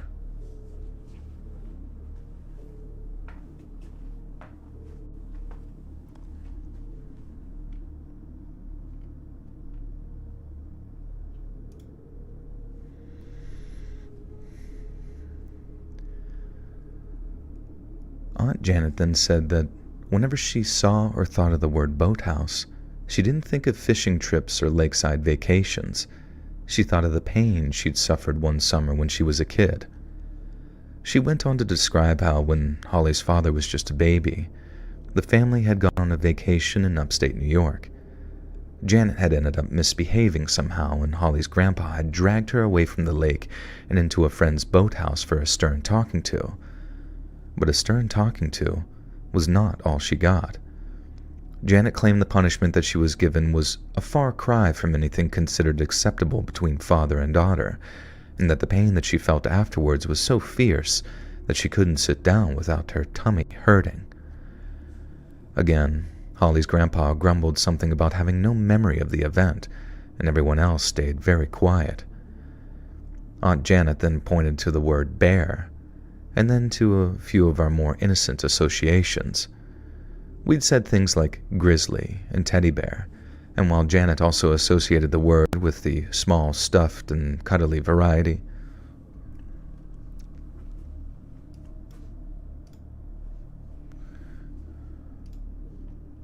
Alright, what'd you guys say? Peaceful, games, thirst, food, breakfast, cranky, burgers, pangs, ramen, Eugenia Cooney. Oral. Poor. Angry. Scrimps. Cannibalism. Stomach. Eating disorder. Dishes. Crave. Food. Hangry. Games. Volunteers tribute. Mukbang. Who volunteers to be the mukbang? It actually would be kind of a... I guess they wouldn't really be able to get away with it, but if you had like a fake sort of corpse or something for like one of those mukbangs, and it's just one of those like small Asian girls just like devouring like a human stomach. I mean, they probably shouldn't do that, but you can imagine if it was like a Halloween episode and it was like just a bunch of things to make it look like a human body. That'd be kind of interesting. I don't know. That'd probably be the only time I would watch a mukbang. All right. Here's one. Human centipede. No. Betrayal. You should have ChatGPT write stories for you to narrate. You know, we tried it on the stream just to see what it could produce, and it always, like, it's much better just to do stories that people submit because, one, you know, that's the whole point of it, but two, ChatGPT is not a very good writer, I'll be honest with you. Like, it writes very, like, cliche nonsense. It always wants to have some sort of ghost or silly baloney bullcrap. Okay, betrayal, murder, hurt, fiancé, hurt, ex-friend, friend, exes, lie. So this is kind of like talking to the, you know, whenever like you talk to like Zilla the gorilla, and you know they like monkeys and stuff use like sign language. That's kind of what I'm like. I feel like this is sort of like right now. We're like, pain, pain, feel no good, feel not good, pain, burger, cheeseburger, cheeseburger. Also, somebody sent me a meme related to like the fact that we've been talking sign language to gorillas for like since like the 1990s, and I don't think that gorillas have ever actually asked a question. No, I'm the monkey. You guys aren't the monkeys. We're all monkeys, really, I guess.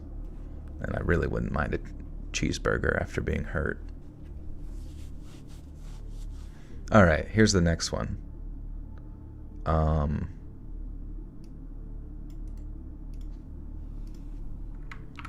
Faith. The people I nanny for are impressed with all the random songs and rhymes and make up for the baby. I've been writing short stories since first grade. That's fun. Yeah, you should freestyle for the baby. Alright, baby, you just shit your pants. Let's take a chance and take a glance at that diaper. Ooh, it stinks. Me thinks it needs a change. But I ain't deranged. I ain't eating poop. Yuck, yuck. Alright. Should narrate the AI written book, Harry Potter and the Portrait of What Looked Like a Large Pile of Ash. Is it really an AI, whole AI book written? That's kind of fascinating. Okay, we did faith, and we have shill, peace, blind, fart, repent, love, family, religion, joy, belief, cult, God, trust, luck, confusion, belief, trust, lie, trust.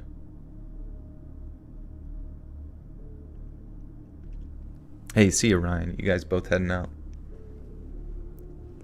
It's bedtime.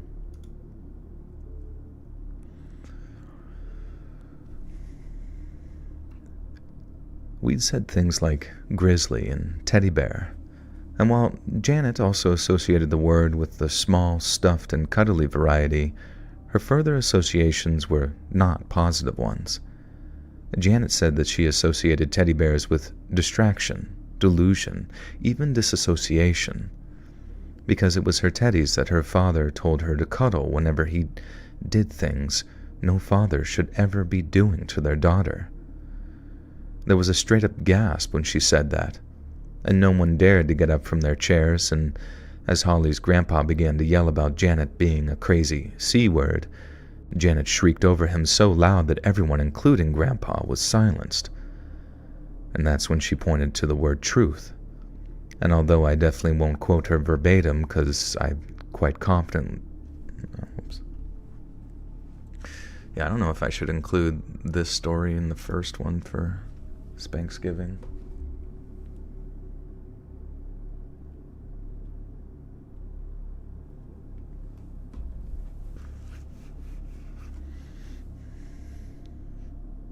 It was written in 2017 or so, before the AI started to get a little more adept, so it's absolute nonsense. That's funny. I was curious if it actually like maintained a full continuity of like all previous things. Can't catch you live anymore since I'm from third to first shift, but I'm glad to get a listen later. Miss you lives. Happy Turkey Week. Thank you, Skrilla. Sorry you working so late, but I'm glad you can catch it later. Maybe with a trigger warning. You know? Maybe.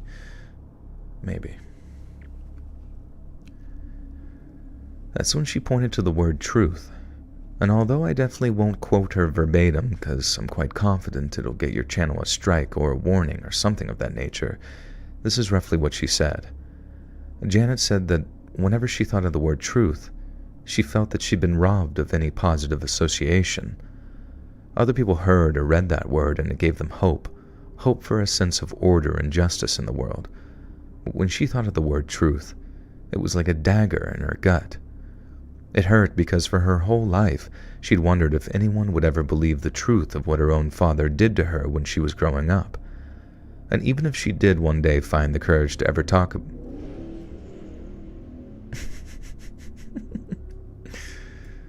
my God, did you hear that car in the background? You can tell that guy's got the biggest wiener on all of the road. Vroom, vroom, vroom. Gotta go fast. It just crashes. That was my stomach, yeah. When I get really hungry. What's up, Ethan? How we doing?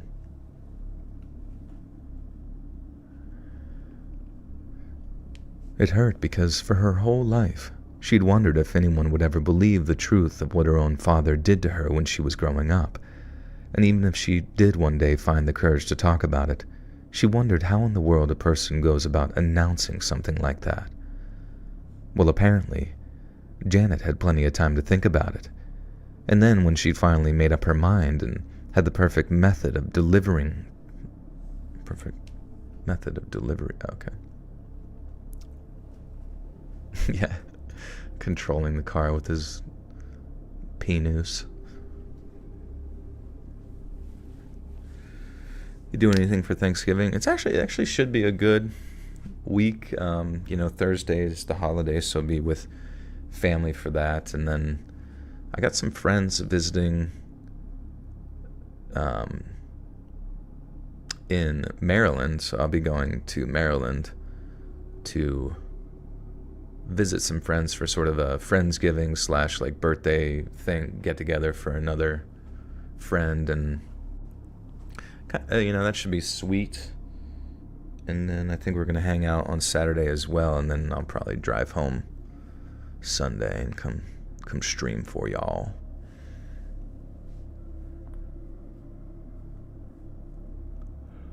You owe money to the federal government? Oh no. That means they get to kill you now. Where do I drive? That was actually me driving by in my Suzuki Penny car. My clown car. Well, apparently, Janet had plenty of time to think about it. And when she finally made up her mind and had the perfect method of delivery planned out. The Subaru guy, yeah.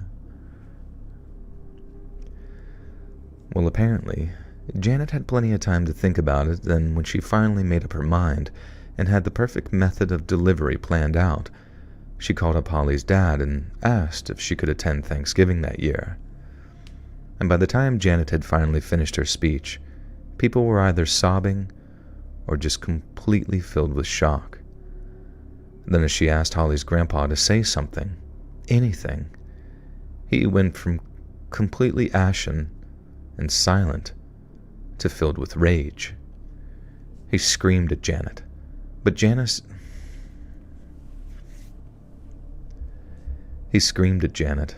But Janet screamed right back at him. Holly's aunts were crying while her dad looked like he was on the verge of a mental breakdown. All of the people that weren't immediate family excused themselves and headed for the door the minute things started flying off the handle. I just remember reaching for Holly's hand and holding it. She looked like she was on the verge of catatonia, pale and wide-eyed, like her mind was struggling to compute what she had just heard. And I kept telling her, "We can leave if you want to," but she wouldn't respond. Her eyes were fixed on Janet and her grandpa, who suddenly rose from her chair and walked off toward the kitchen. Janet yelled something after him, and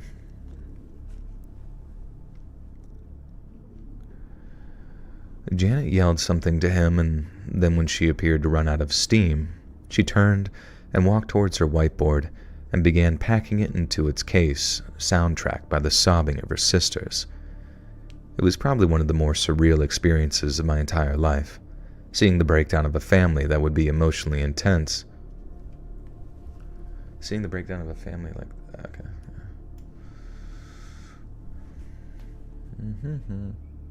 Saw a fluorescent yellow Cybertruck yesterday. What an embarrassment. Dude, I've seen like 3. And the one actually kind of surprised me because I saw the one person get out and it was like this old, it was like a very old, like motherly, like grandma age Indian woman. And it was just like the complete opposite person that I would have expected to get out of a Cybertruck.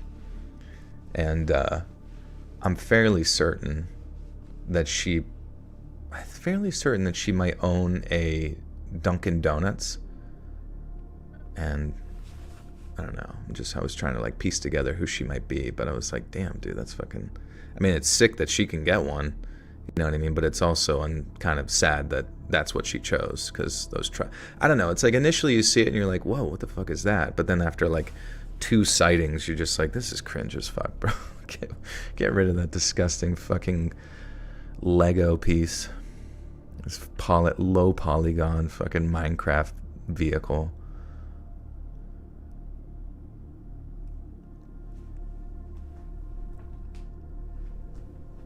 I know, I've never been in one, and I can't imagine, like, you know, like the Tesla company, it's like, sure, they've been making vehicles for a while now, but wouldn't you want to just, like, stick with a company that is relatively familiar with their products over a long course of time instead of just, like, immediately going right to, like, the gimmicky bullshit?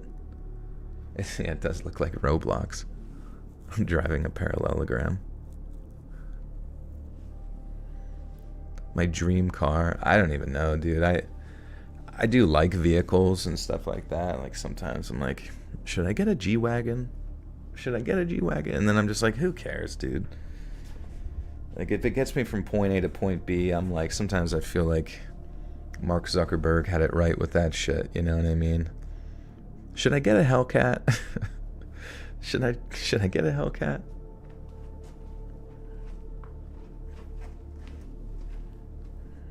I dream of a Prius, yeah. The gas efficiency. I would love to sit at a charging station for 45 minutes.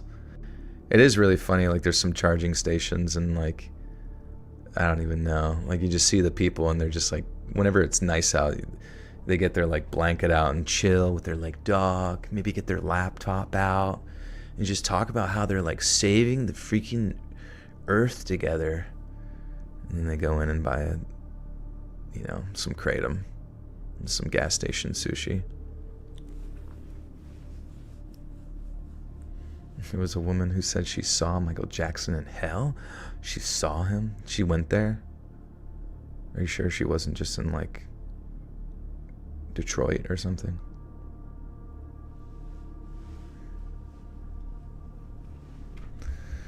I know someone with a Nissan Leaf and it's all about changing the car and they're constantly worried about having enough battery yeah, see, that would be so annoying. Like to me, I feel like it would definitely want some degree of like a hybrid that can like, I don't know, charge itself or some shit. Or at least have the option where if you're in an emergency situation, you can put petrol in it or whatever, but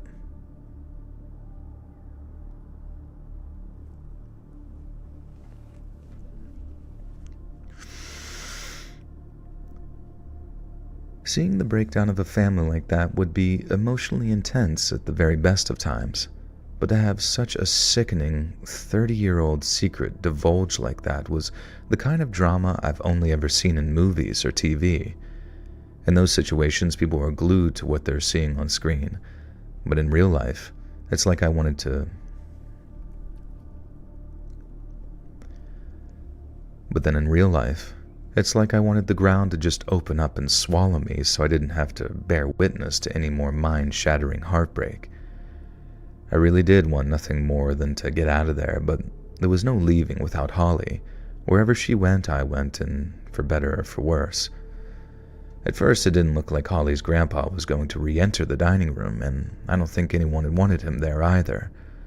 I got the impression that with Holly's dad and aunts, the abuse of their elder sister and at the hands of their father was something they'd long suspected but never had confirmed. The shock only lasted a minute or two. What came next was this very deep, resounding grief, like they'd always known and had just never wanted to accept it. And after all, Holly's grandpa had barely said a word in his own defense, but then seconds later, he reappeared in the dining room's doorway with one hand held firmly behind his back. From where I was sitting, I couldn't see what Grandpa was concealing, but as he walked across the room and approached Aunt Janet, Holly's dad caught a glimpse of what he was holding and jumped from his chair. He yelled, "Dad, no!" and then threw himself across the room at him, just as Holly's grandpa raised a kitchen knife above. Oh, I thought he was gonna shoot himself in the head or something.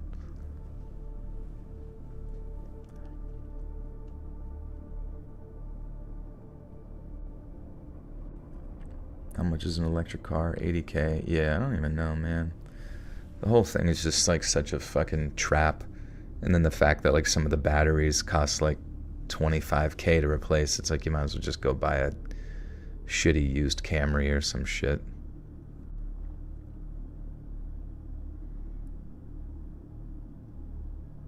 Yeah, well, exactly. How many times I've allowed my gas tank to get low as shit. And then if I actually had to be somewhere and just okay, we gotta stop for gas quick. If I had to sit there at some charging station for 45 fucking minutes or whatever, I'd be kicking myself in the ass.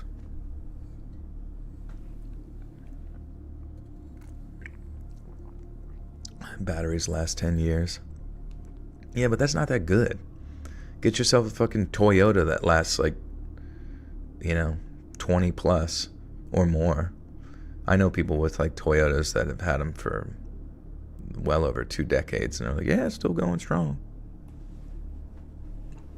Don't have to spend fucking $25K on because I'm sure it's not cheap to take that item and ship it in. Maybe you don't live near somewhere that specializes in the electric car battery exchange or whatever.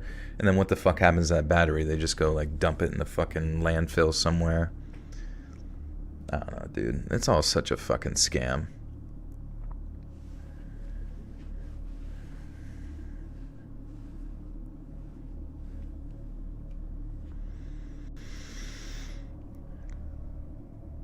He yelled, "Dad, no!" and then threw himself across the room at him, just as Holly's grandpa raised a kitchen knife above his head. I don't think he'd have actually been able to stab Aunt Janet because she saw it coming way early and jumped back as Holly's dad grabbed Grandpa's arm. Grandpa was a man possessed.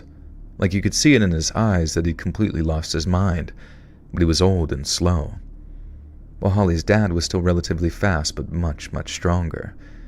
And within seconds, Holly's dad had Grandpa restrained and Aunt Janet was walking out of the house while yelling assurances that no one would ever see her again. Not long after Janet left, and with Grandpa being sort of sequestered in another room, Holly decided it was finally time to leave. She stayed quiet the whole drive home, stayed in bed for almost a week afterwards, and ignored phone calls from just about everyone except me and a handful of her friends. She didn't want to talk about what had happened. In fact, we broke up long before I ever got the chance to really discuss things with her. Or rather, before there came a time when she was comfortable talking about it. And I don't blame her either. If that was me, I wouldn't even want to believe it, let alone be able to summon the strength to talk about it. And so despite seeing her family's breakdown up close, I never found out what happened in either the immediate or long-term aftermath. I still think about Holly quite often, even all these years later, and I wonder how she's doing and if her family ever found peace. I've sometimes thought about reaching out to her.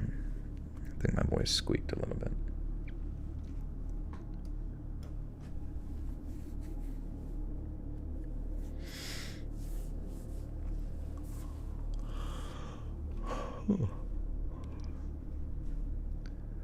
I wonder how she's doing, and if her family ever found peace.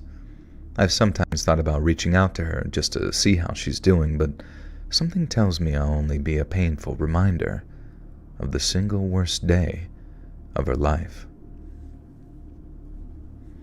You're sweet, Tato. Peter, you changed your PFP. How is everybody going to recognize you now?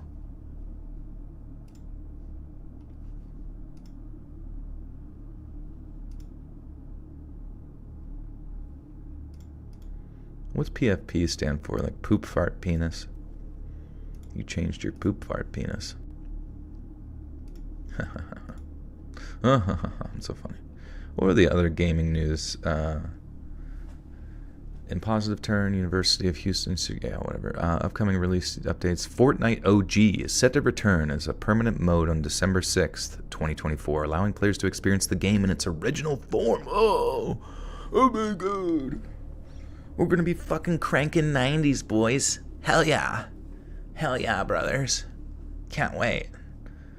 Can't wait to just recycle old content, because there's fucking nothing left. Like fucking Overwatch. Hey guys, our game sucks ass, so we have to go backwards in time. The PlayStation Portable handheld console is expected to receive an update enabling direct cloud streaming of games. Bro. Eliminating the need for a PS5 to play games on the device.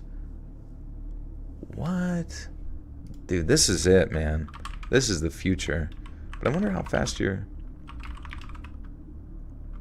PlayStation Portable... Oh, wait. PlayStation Portal Remote Player... Oh. Oh, wait, so it's not even just like the old PSP, it's... Oh, sorry, PlayStation Portal. I had no idea that was even a frickin' thing. It's PlayStation Portal. Bro. That's brilliant. Do you need a PS5 to stream to it? Or can you... Because I really do want to play the Astro World, or whatever fuck game it is. Astro something.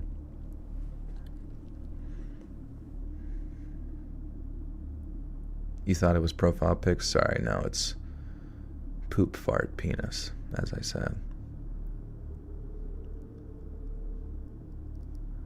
But that is going to be insane. I mean, in a weird way, I'm sure it's going to suck because, like, once we get to, like, just streaming games, you'll never officially get to, like, own something and, like, not be on a goddamn internet grid to enjoy it. You know, you can't just, like, take it with you to... Or maybe you could. Maybe it's, like, you could also have the option to download it directly there.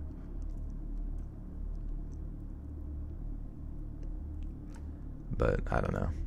But it would be sick to not have to, like, rely on hardware anymore and just like solely on the games. Oh, crossovers from Xbox. Why can't they just get along and let me consume? I know. What would you play crossover Xbox? Probably Fortnite. Fortnite. Or Mortal Kombat, you're probably thinking.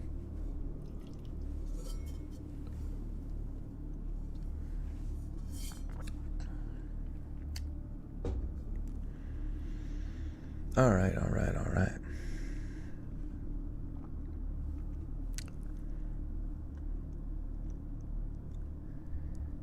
The story I'm about to tell you is a mixture of my own recollection and the memories of others from this period.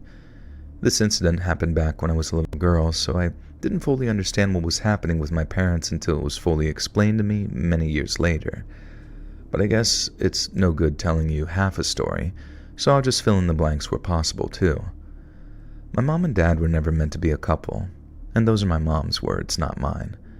I know that might sound like a pretty messed up thing to say to your own daughter, and it always comes with the caveat that I was the silver lining to all those dark clouds, but it's kind of the truth. From what I've been told, my dad was a psychotic habitual drug user, and since my mom was a teenage alcoholic who was incapable of making good decisions for herself, they ended up dating and Mom wound up getting pregnant with me. They had a rocky relationship from the start, but after I was born, things got increasingly and then exponentially worse for them. Dad was still using, so to give us some kind of household income, he started selling them too. Oh.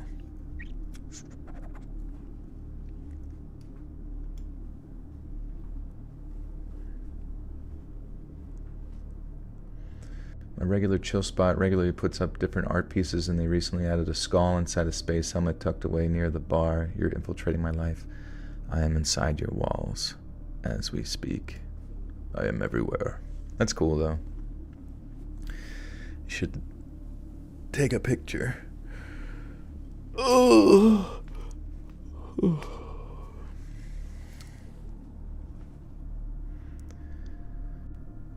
Dad was still using drugs, so to give us some kind of household income, he started selling them too. And that took up pretty much all of his time, so he was away from home a lot, which left my teenage mom all alone to drink, smoke dope, and try to raise a child. She had to learn from hard experience, and she said for a while there, she was so terrified of how I'd grow up that she'd cry herself to sleep at night. But eventually she scaled back the amount that she was drinking, stopped using drugs altogether, and kinda sorta got the hang of being a mom. Cut to the time I'm 7 years old, and instead of some crummy run-down 2-bedroom apartment my dad is dealing drugs from, we're living in a crummy run-down 2-bedroom suburban.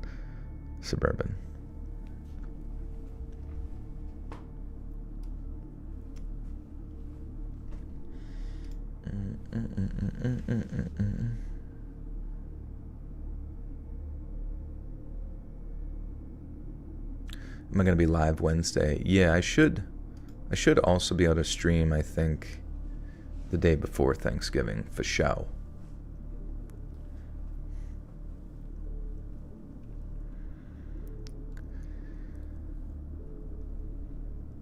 Cut to the time I'm 7 years old, and instead of some crummy run-down 2-bedroom apartment my dad is dealing drugs from, we're living in a crummy run-down 2-bedroom suburban in another part of the city. My dad's working a steady job, but only really as cover for his nightly activities, which by then was brokering drug deals between local sellers and buying from other cities in the tri-state area. He didn't keep anything at the house, but he was still heavily involved in the business, and although he made a ton of money doing it, almost all of it was used to finance his own personal vices. My mom wanted him to quit, but he wouldn't, and they'd fallen completely out of love by that point too, so all they'd do was argue or snipe at each other on the rare occasion Dad was ever home. Snap at each other?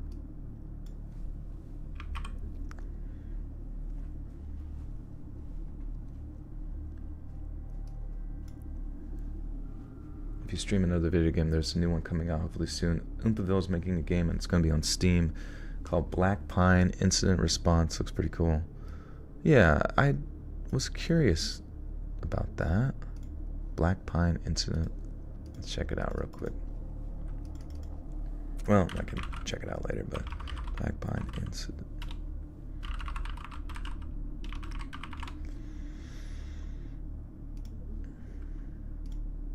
Oh, it's like actual. Interesting.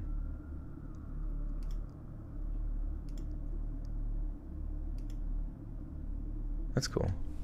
Wonder how they produced it.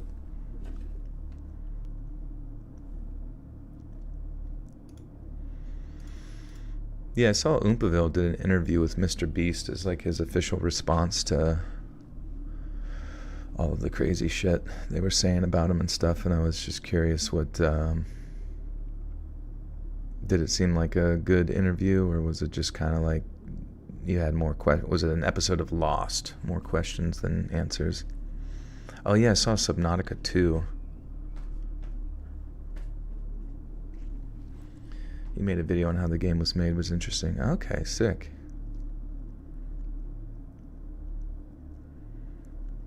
I'm high as hell right now, sitting down with headphones in my balcony chair on the 9th floor apartment. Alright, well, be safe. Secret weapon is a flashlight and a pillowcase. That's all you need. And a bag of rocks.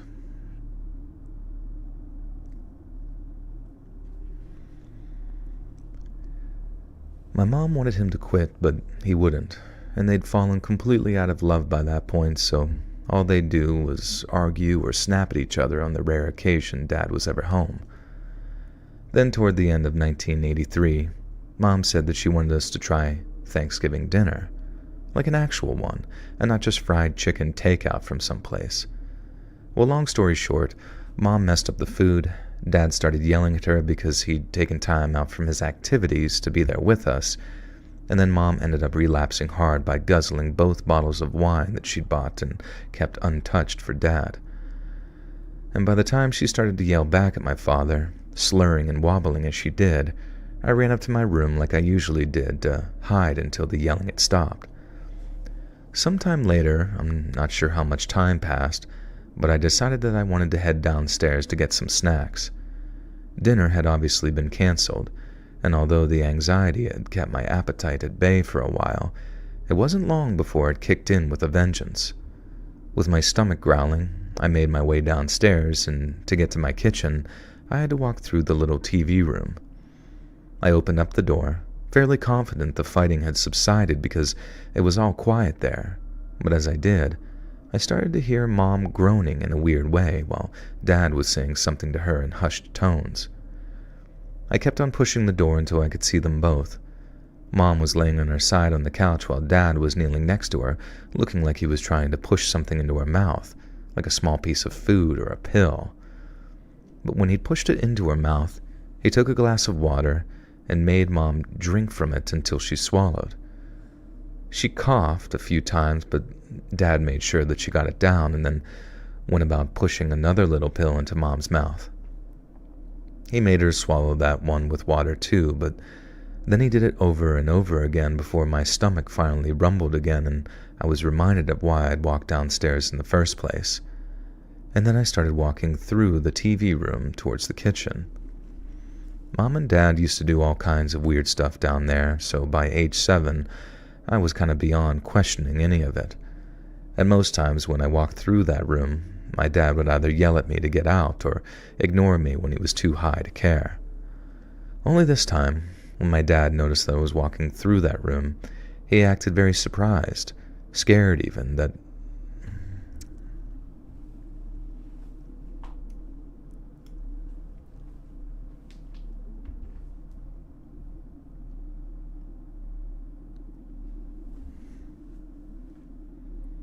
if you're scared you'll get into a fight, get a full fist of sand.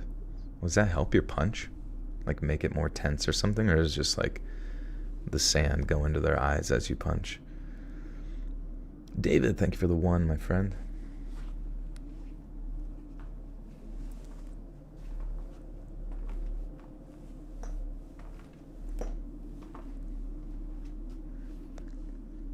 Yeah, that wasn't magnesium, for sure. Isn't it strange your body knows to do all these little things and knows when things are wrong, but the big lumpy mush of brain doesn't know where, what, or when, where problems are inside us? Wait. What do you mean? Sorry. Like you're operating on instinct, but whenever you feel certain ways, you don't know how to, like, eliminate the unnecessary feelings, or what do you mean?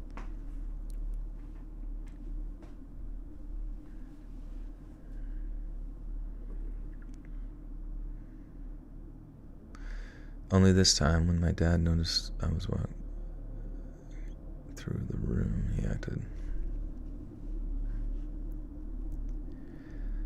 Only this time, when my dad noticed that I was walking through the room, he acted surprised, scared even, and then started explaining why he'd been giving Mommy pills. I told him all I wanted was to get a snack because I was hungry. Fuck, man. I think life has hit a new low right now. Anyone got advice? Maybe go for a run or something. and then maybe I'll feel a little better.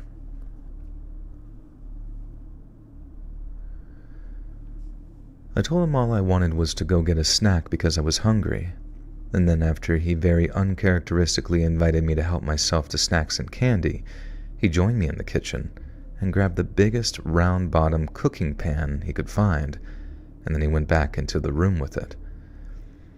As I walked back through with my snack and candy bars, Dad was supporting Mom as she leaned over and puked into the pan. He was rubbing her back and saying all kinds of very odd and nice things, but I remember how he stuck his fingers in her mouth at one point too. I thought it was maybe to get throw up out of her mouth because she didn't seem like she was fully awake. And now I know different. My dear old dad hadn't been trying to help my mom because she drank too much and made herself sick. He was trying to feed her so many pills that it would kill her. I don't know exactly what his plan was, and my mom doesn't know exactly what combination of pills he tried to give her either, but he certainly didn't plan on me walking in while it was happening. I guess he just tried to keep me calm and unquestioning at first, but when he realized that I might say something to the cops if I ever got questioned, he knew that he had to purge Mom's stomach of the pills before they took effect, and so that's what he did. Mom said she only realized what was happening because in the days after, it felt like she'd been swallowing broken glass. She went to take some pain meds for her very sore throat and then realized a bunch of medication bottles were missing. Dad played dumb and said that he didn't know what she was talking about, but he'd also failed to properly clean the carpet of Mom's vomit. She said that she kneeled down to sniff a patch of carpet just to make sure it wasn't her nose playing tricks on her, and that's when she saw a little white pill sitting under the couch. She obviously coughed up or spat out.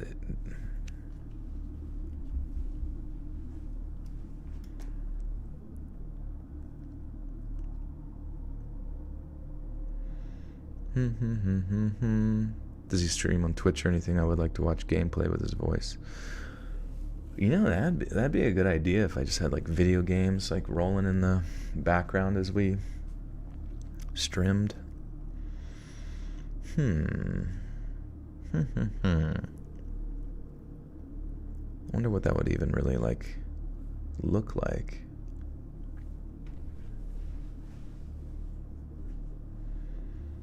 I mean, do you guys think you would be more engaged if there was video game Subway Surfers going on in the background? I feel like I'd have to use somebody else's stuff because I couldn't like record these stories and play games at the same time.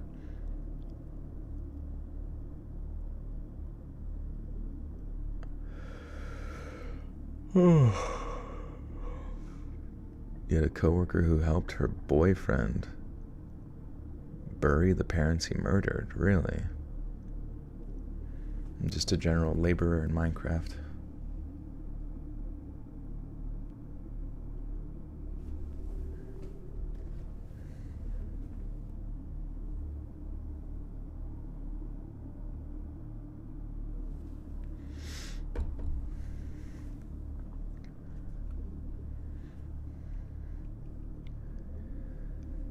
She'd obviously coughed or spat it out while Dad was force-feeding them to her.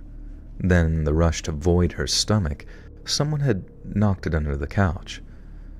She was then able to figure out which kind of medication it was and then confronted my dad on where the rest of it had disappeared to.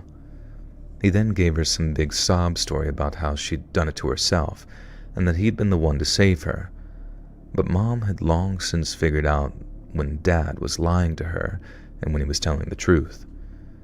She left not long after, with me in tow, which I guess is what Dad wanted, to get rid of us, but it was obviously reaching dangerously critical levels of wanting that to happen. If he was willing to hurt Mom, what would he have done with me? Would he have left me on the doorstep of a firehouse with a sign around my neck? Or would have maybe orphanage.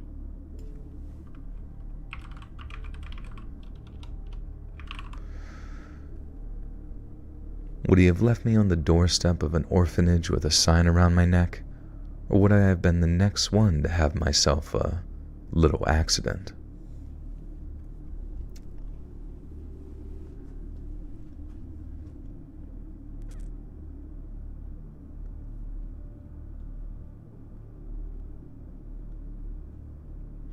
Hey, Christina, thank you very much. Good to see you.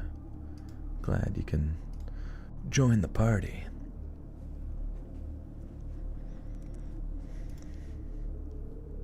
Alright, we got 2 more stories to record.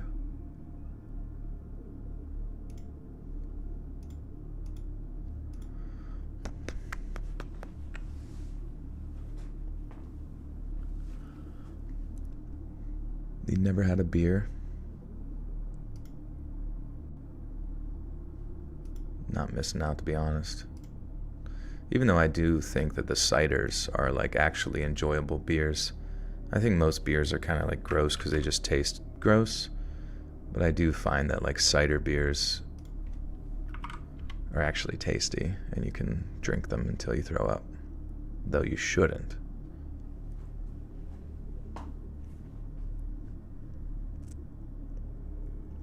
Root beer. No, root beer.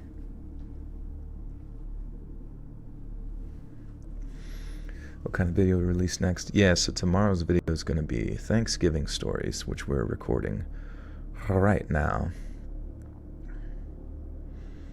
Yeah, I don't blame you, honestly. I try not to really drink too often. Though at our Friendsgiving, my one friend made this, like, I don't even know what it was, like an amazing concoction of, like, jungle juice, but it was, it was sort of a fireball mixed with warm cider. It was truly something delicious. Like, as soon as you tasted it, it felt like it, like, brought you backwards in time, you know what I mean, to wandering around the mall with your mother as you explored the Hallmark store around Christmas time. You guys remember that? You were there with me. You were always there with me. Tall, dark beer with tequila. Imagine mixing that together. Yum. Yummers!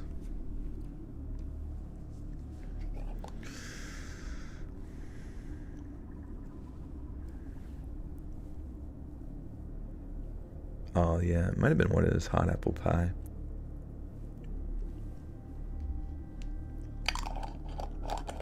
You get heartburn? Yeah, you should start incorporating that apple cider vinegar into your morning water. See if that helps a little bit.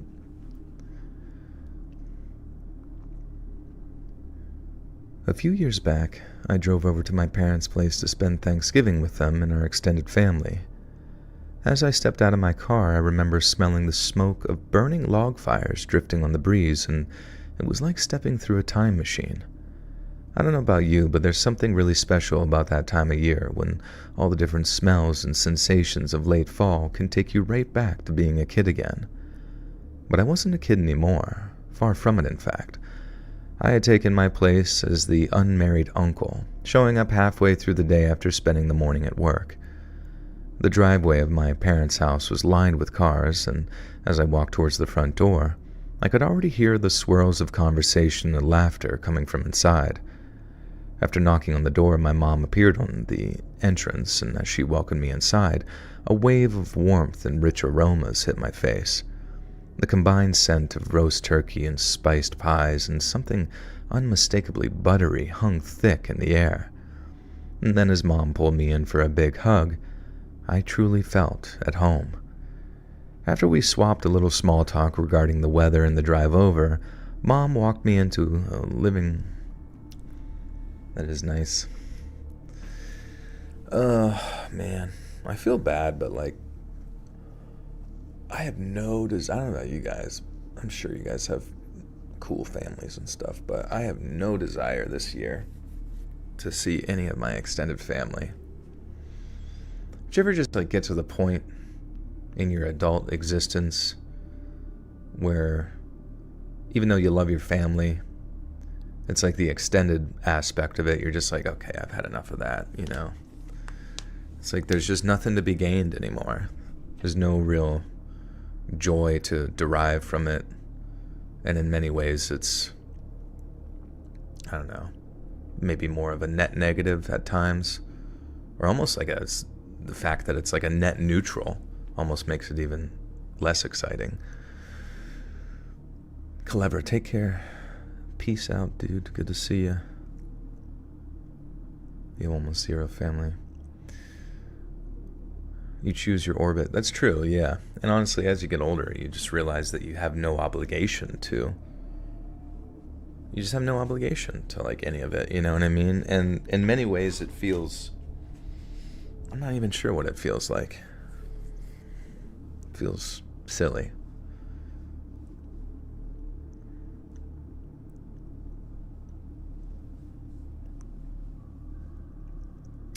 You just got back from your cousin's wedding and that was a state away. I would have been fine not going.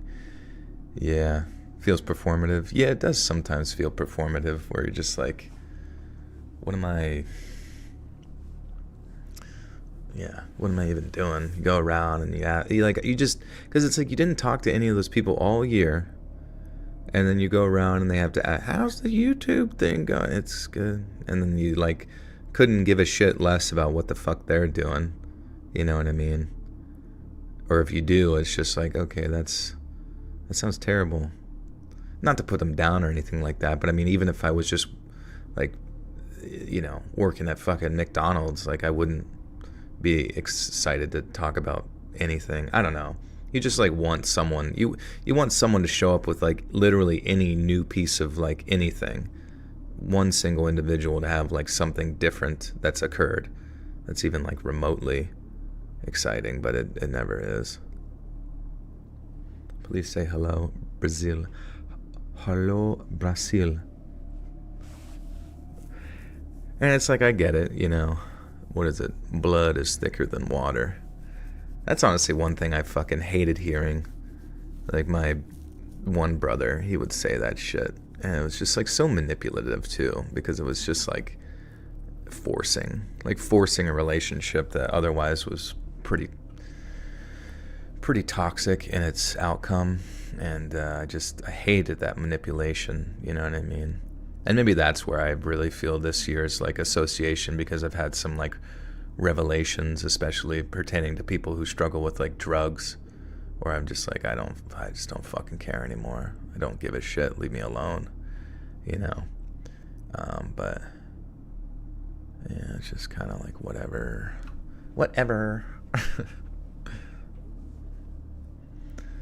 The blood of the covenant is thicker than the water of the womb.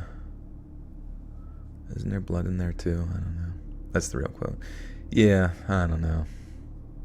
You get the idea.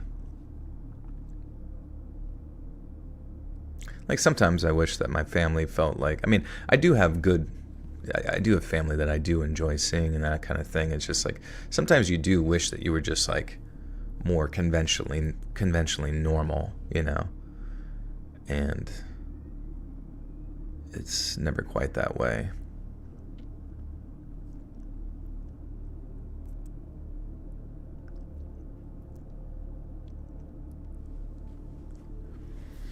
No one is normal. That's true.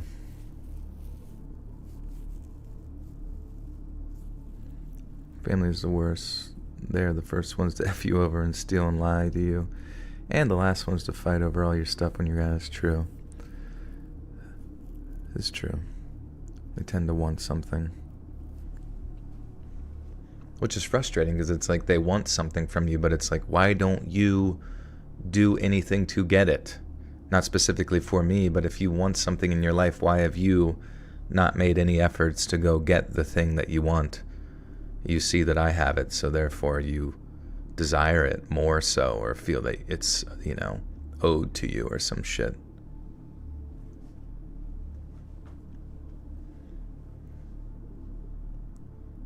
Yeah, whatever. Doesn't matter.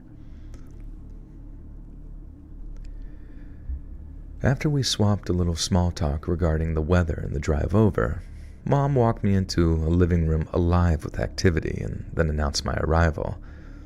My cousins were sprawled across the couches, looking away from their football game for just the briefest of moments to greet me with raised beer bottles.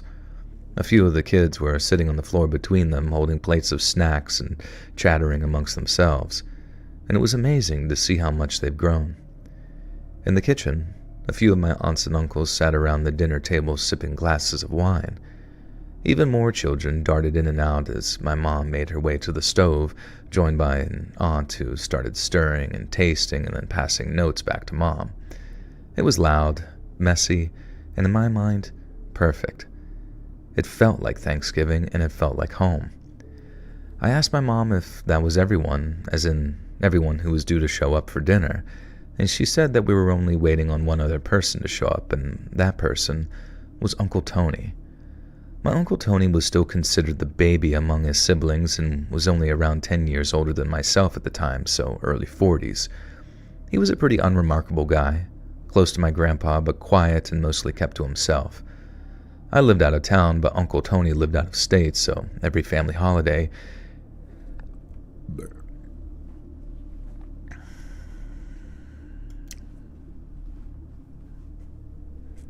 your extended family lives 5K miles away. I haven't seen them in 30 odd years. That's crazy. Is that just across the pond kind of thing? Do you get to talk to them much? And I guess at the end of the day,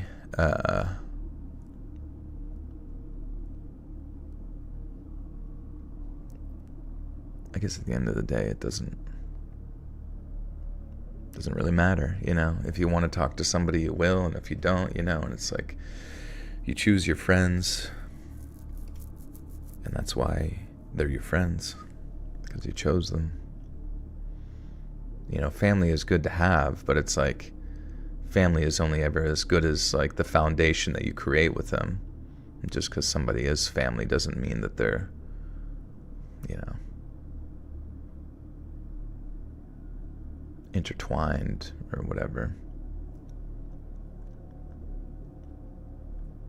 I do always find that kind of weird because you see in like stories and things of that nature, you always hear the story of like, it's in your bloodline, you were the chosen one, you were born to be this, see, you come from a long line of wizards and wizardry or whatever, you know, that kind of thing, where it was something that they otherwise didn't ever think about ever, but because they had, you know, a great grandfather who was like, you know, a diamond shitter or something like that, suddenly they are destined to be a diamond shitter as well. When otherwise they could give two fucks less, but it's like, I don't see how that doesn't just like in the same way transfer over to like friendships in the modern sense. What am I even trying to say? I'm just trying to say that, yeah, like friends are the family that you get to fucking pick out of a hat.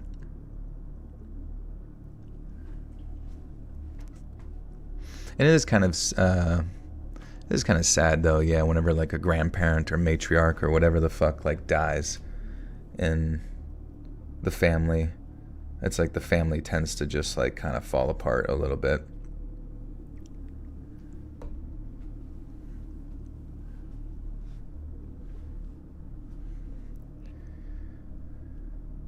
I lived out of town, but Uncle Tony lived out of state, so every family holiday, he'd make the 4-hour drive across state lines and was usually the last to join us. Personally, I was always figured that he deliberately timed his journey to coincide with dinner being less than an hour from the table. He was never a particularly outgoing person, so I figured all the small talk and catching up with distant relatives was a bit of a headache for him. He'd show up before dinner, eat his fill, and then relax with us for a few hours while everyone was too full of turkey to say anything.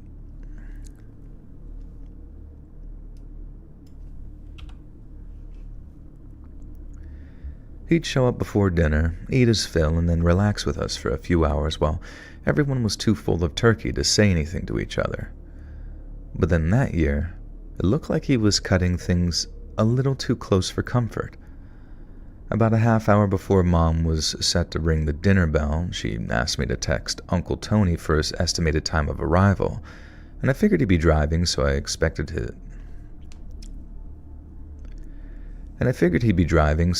didn't expect his immediate response, but when dinner was only around 5 minutes from the table, Mom asked me to give him a call to check where he was. I called once, but it didn't go through. I then called a second time, but it didn't ring as long as before when Why the fuck am I struggling so hard to find a fucking rhythm with this shit? I don't understand. I can't like have to stop every fucking time.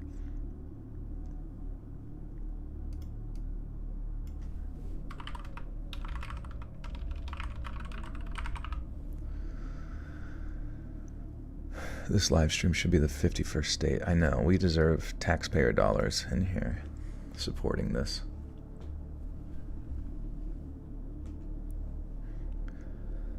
I called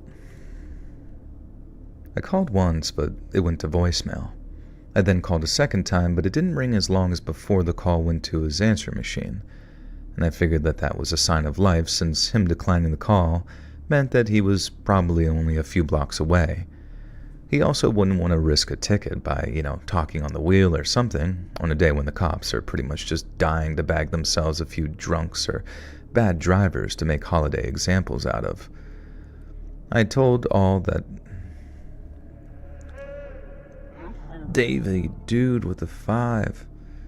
Here's my taxes for the community. Thank you. Thank you, my kind citizen. Which reminds me, actually,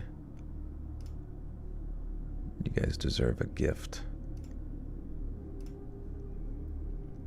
A little treat.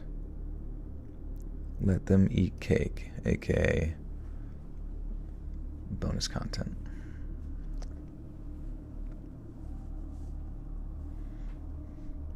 Hey, let's read. Thanks for the 5 gifters. 2. Starbase. Start Ibart Fast. What is that name? That's a cool name. Kim R. Captain Anizel. Robin Ball. And Rachel Renicky. Welcome, my friends. You now have access to bonus content. Let them eat cheesecake. I wish I could choose specifically to gift people, because then we could do some sort of game out of it, but I think it's all just random. Sometimes I think people get gifted that aren't even like in the chat. But yeah, if you do get gifted, it's like a playlist that you can find all the bonus content in, and yes. I told all that to my mom, but she was still very concerned, so she had me calling my Uncle Tony on repeat while she got everyone to the table. She then asked me to sort of help deal with dishes and serving plates to everyone at the table, but once we'd all sat down to eat, she kept checking her phone and complaining that Tony wasn't responding to messages. All the adults who knew him checked their phones just in case he sent somebody a message that they hadn't seen yet. But when they didn't see any notifications from John Pork. Is John Pork coming to Thanksgiving? But when they didn't see any notifications from him, they began... Oh my God.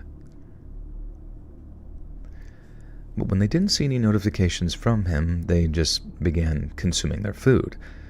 And no one seemed all that worried about Tony at first, but it wasn't because they didn't care.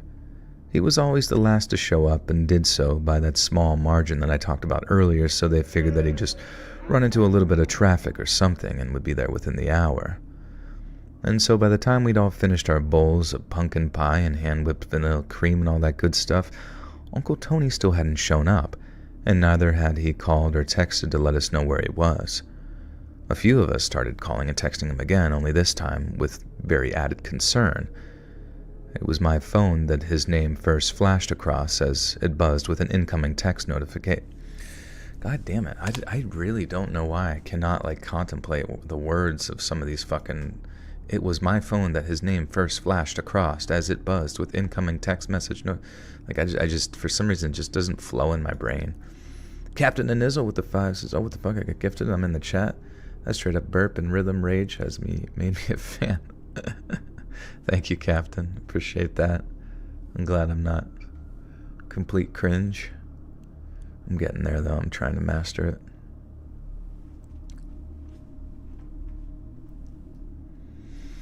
Hitchhiker's Guide to the Galaxy is a good movie, but I feel like I only ever make it halfway through the movie before I lose interest.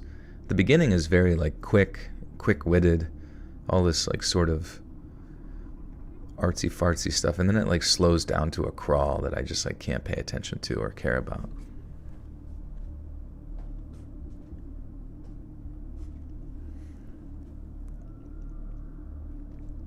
Read the book. The book.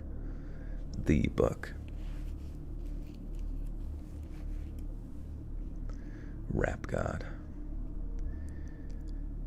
It was my phone that his name first flashed across, as it buzzed. It was my phone that his name first flashed across, as it buzzed with an incoming text message notification, but despite what I read being totally innocuous, it was somehow oddly unsettling too. Uncle Tony had texted me, but all his message read was, "Hi." It's hard to articulate what I felt in the moments that followed. Getting that single word message was so out of character that I think I instinctively knew something was wrong with Uncle Tony from the moment I read it. However, as I tried to figure out how to properly convey my concern, I stayed quiet, just long enough to hear the phones of my relatives begin to buzz with their own incoming messages. They came in at a rate of about one every 10 to 15 seconds, but one by one, my aunts, uncles, mother, and father all got single-word messages that simply read, "Hi." It was one of my uncles that got the first message, as he read it out loud for everyone to hear.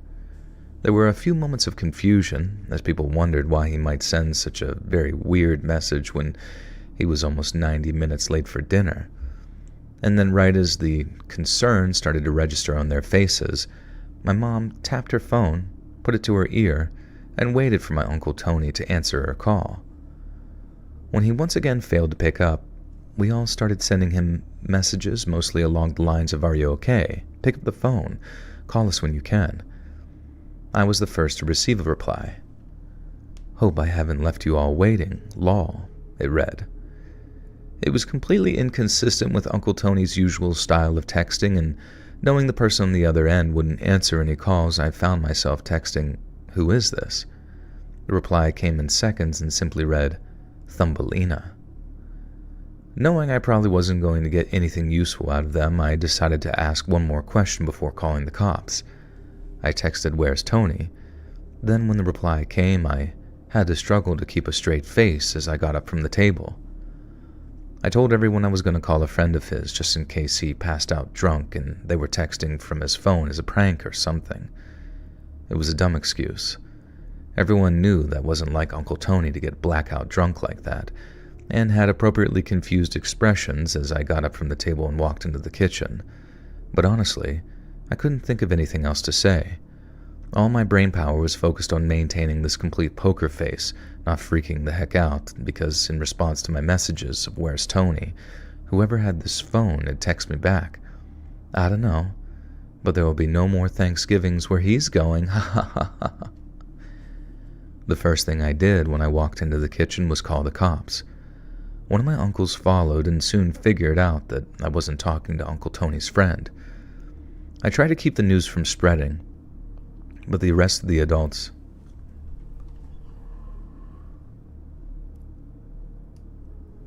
Hey, Boop, thank you for the $9.63. Buttersock tax. Thank you, my friend. Very kind. Appreciate you.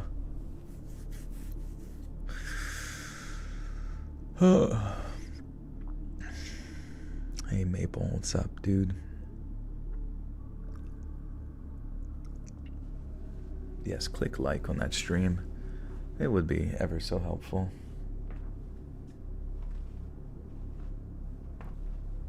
Wonder what time would be like the most likely to get the most listeners. Maybe it's like 11, starting at like this time and going till like midnight.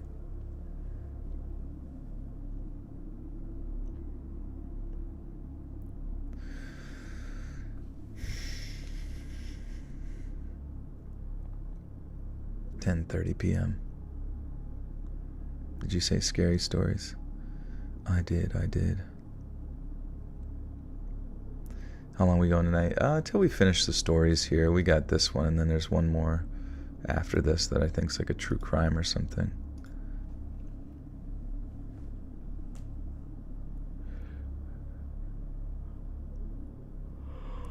What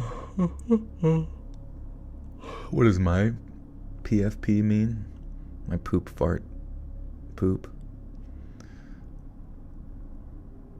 Oh yeah, don't use Kratom. Everybody cancel Kratom. Hashtag cancel Kratom. Bad for you. No, no, no.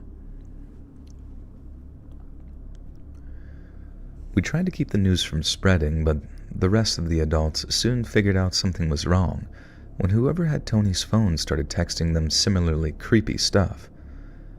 After that, the mood in the house began to sharply decline, but everyone managed to keep from totally panicking or displaying too much of any other emotion, at least until all the kids were either upstairs or on the way home from their parents. And after that, all bets were off, and my mom and aunt were fanning themselves in between bouts of sobbing, praying this whole thing was just some sick joke. But sadly, it wasn't. By the time I placed the 911 call in my mom's kitchen, the cops had already found my Uncle Tony. He was sitting in his car, which was parked in the parking lot of a closed-up business, and he was leaned up against the steering wheel with a bullet hole through his head. They found his phone just a few hours later in the hands of a girl sitting in a diner only a few miles from Tony's car where it was found. Shit.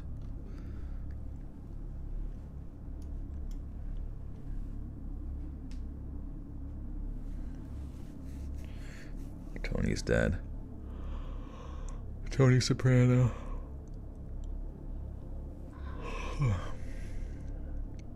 Used to do lots of Kratom. My dad is taking it a little now for his body aches and back pain. Well, just know that it can be addictive, and then when he gets off of it, I mean, apparently people go through withdrawals and because it connects to the same opiate receptors and stuff. So it's definitely not as good as you would think.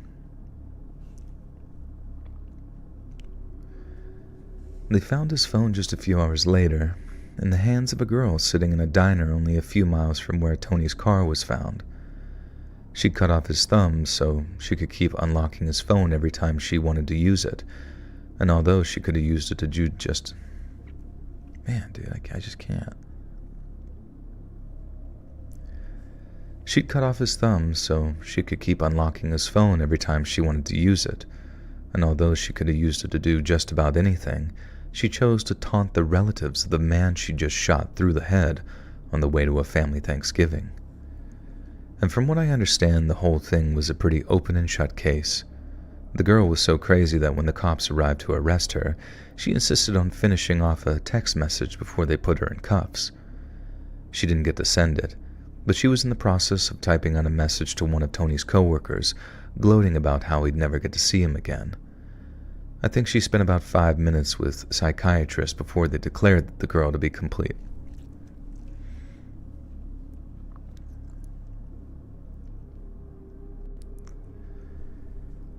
I think she spent about 5 minutes with psychiatrists before they declared the girl to be completely and utterly out of her mind. She was detained at the hospital and has been there ever since. The cops later said that they figured that she was some type of hitchhiker, and since she was young, small of stature, and generally disarming in appearance, Uncle Tony had most likely offered to give her a ride someplace. But that is something that never, ever sat right with us. Like I said earlier, Tony was a very reserved kind of guy, possibly to the point that you might call him selfish. There's no way that he'd have stopped to give anyone a ride, not unless they were in serious or life or death. What's up, Polly D? How we doing? What is the good news?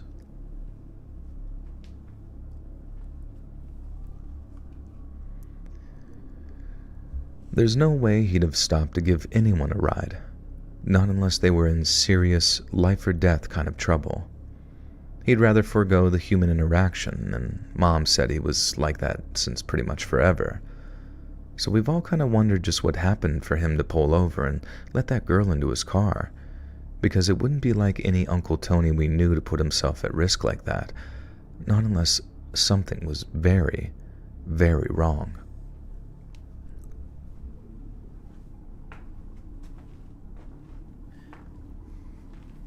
You know what I was thinking?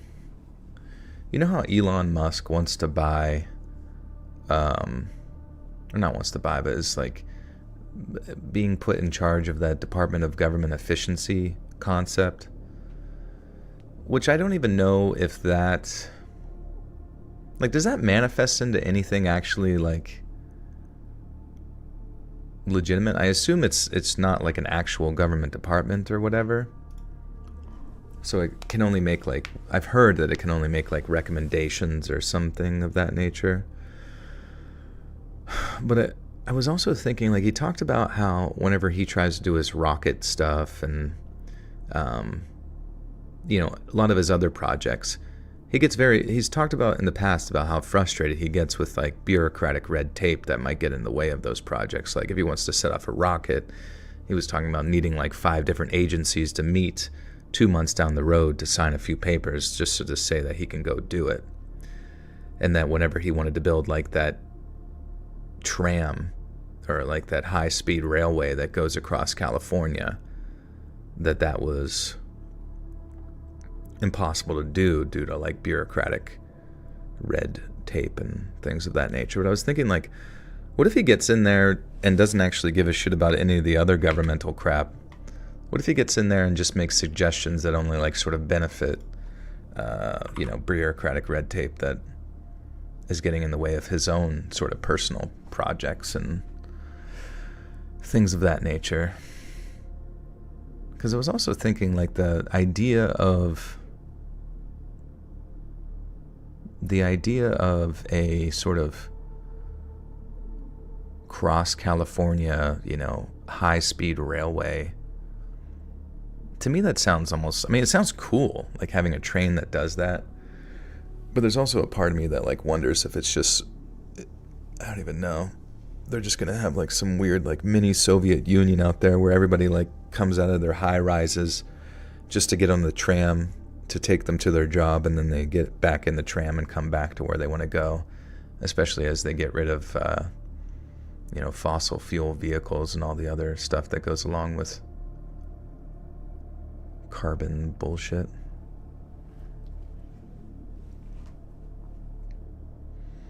But I was also thinking, like, a lot of, like, people that lean conservative or whatever that might feel in support of, like, Elon Musk.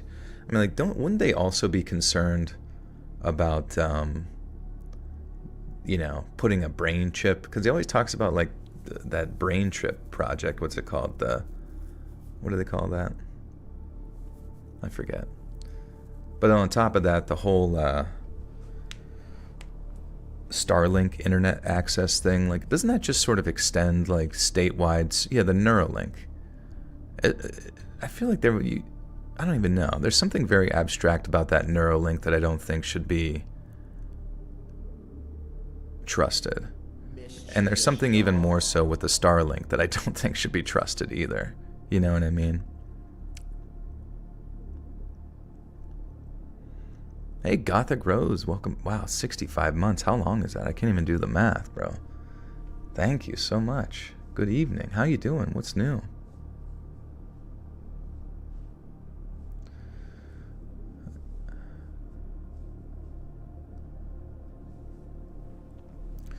Trump's first term was generally fine until COVID.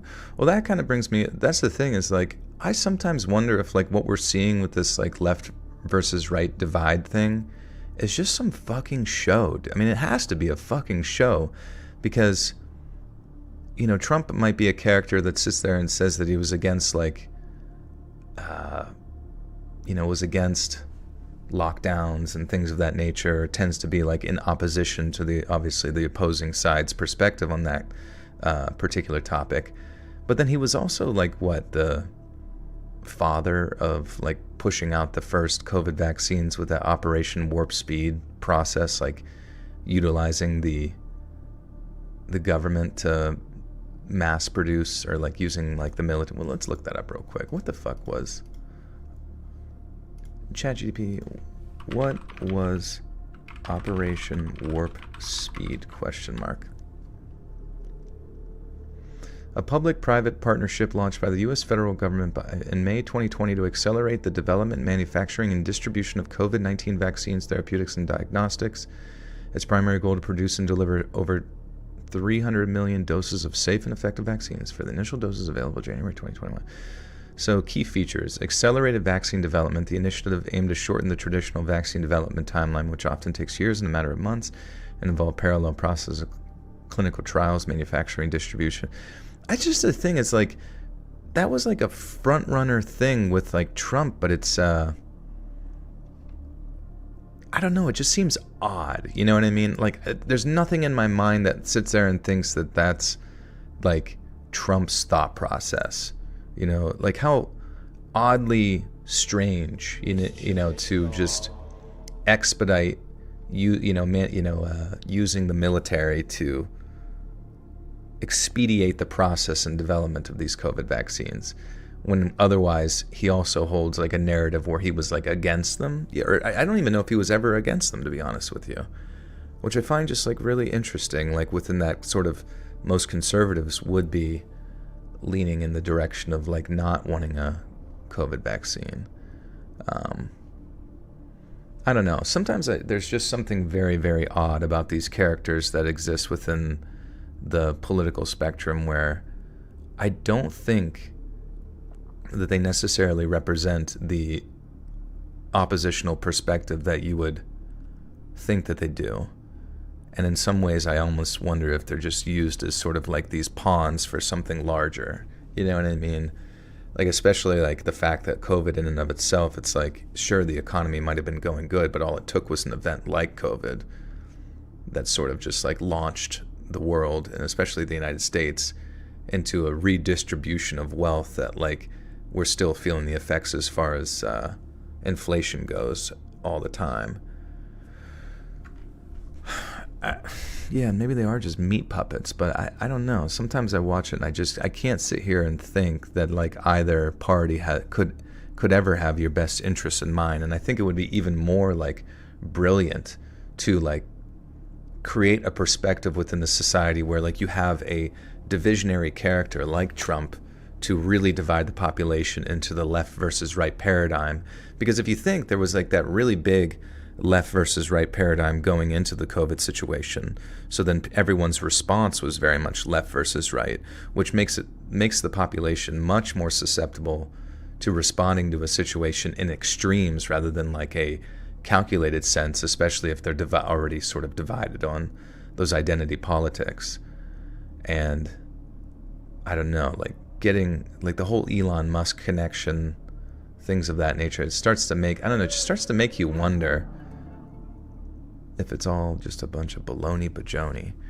Thomas Fries with the fives of the Dems and Republicans wouldn't exist without each other. It's like professional wrestling. I mean, that's true too. I mean, if I don't know, you would just think after all this time of only having like a very simplistic, like binary political system that we seem to have here in the United States, that it would not be that hard to sort of control both candidates, you know, and to utilize a character as divisive as Trump to some like greater benefit, to use that division and in many ways trust from either side to play into a larger ploy.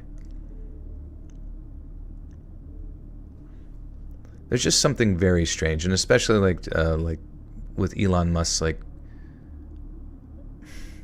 the Neuralink, I think, is going to be really important here coming into the future years, especially trying to transition people into that, what they call that, like fourth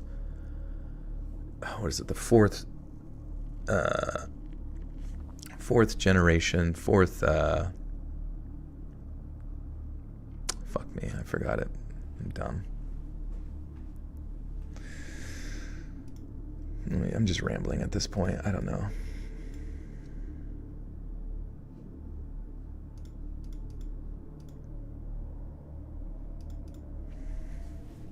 But that's the thing. It's like sometimes we sit there and we're like I sometimes think like the criticisms that people on the left might have of these people on the right, it's misguided. You know what I mean? It's like almost just like a singular layer to a much, much deeper, it's like a singular layer to a much deeper conspiracy that you wouldn't be able to like quite see on paper. Like you might see things within the news that lead you to a sort of perspective of frustration with a certain character, but I almost think it goes much deeper than that you may not even be able to like perceive it. until you are able to, in some weird way, like separate yourself from both sides and see it as like a cohesive system working in tandem with one another in this strange pendulum swing that's against your better interests and that kind of thing. Oh, fourth industrial age. Have you guys heard that term, fourth industrial age? I just hear stuff about that, like this like transition from like humans to normal humans to what they would call like the transhumanism movement, where it's like you, I don't know, this sort of melding between like human and, you know, cyborg. I assume Neuralink is going to play pretty heavily into that movement. But once again, in the realm of like what I was talking about earlier, of just like the surveillance state using blockchain-based monetary system to kind of monitor everything you do, connected to like biometrics, I can only assume that that's going to just be even more amplified if they can have some sort of, you know, piece of technology, some gizmo existing in your fucking brain.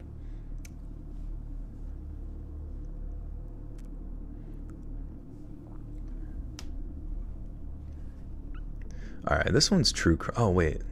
Yeah, this one's going to be true crime, but I'm going to go take my magnesium and I will be right back. I am pretty Alex Jones'd out really lately, but I don't know, man. The only thing I can really trust in anymore is like the raw resilience of a very rugged individualism. And I hope you all lean in that direction as well and start relying on yourself and those close to you. Be right back.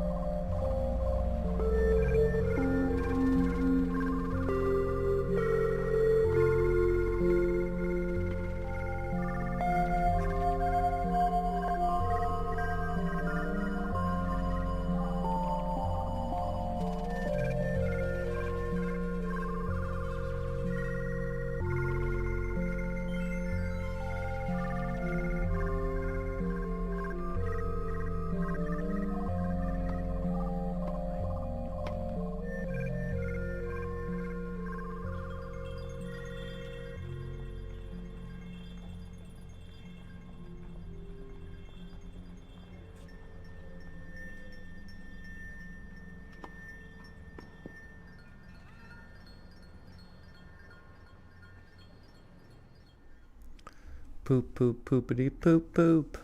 Mr. Poopity Pants. He's got shit in his butt, he's got shit in his ass, he's got shit running down his pant legs. Hitting the bong right now, yeah. Bongified. Mr. Bong, how are you? Smoke me, Joe. Smoke me. Suck my chimney pipe. I should get a bidet. Yeah, no poop today. Thank God. It always begs me to not flush it. Please, please don't put me down the toilet. For all I've done for you. I used to be food that gave you nutrients in your belly. Squatty potty. Yeah, those are pretty sick, honestly. Kind of like open, kind of makes the shit that you have to take on the fucking really awkwardly formed American toilets a lot more natural as far as opening up the old detrusor muscle.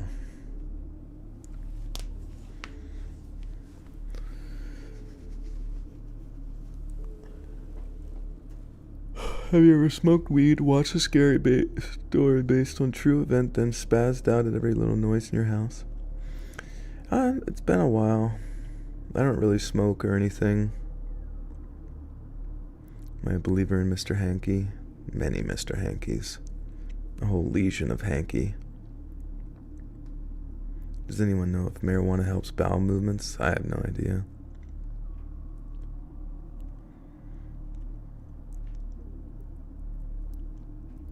Is it accurate? Well, the squatty potties do help. I mean, I believe they do. I've used them, or I have one. And, yeah, I mean, it just basically, like, lifting your legs and makes you in a more natural, like, squatting position that you would... Kind of like when you see those people who, like, squat down and, like, smoke cigarettes while they check their phone and shit. Just imagine taking a shit like that. It's awesome.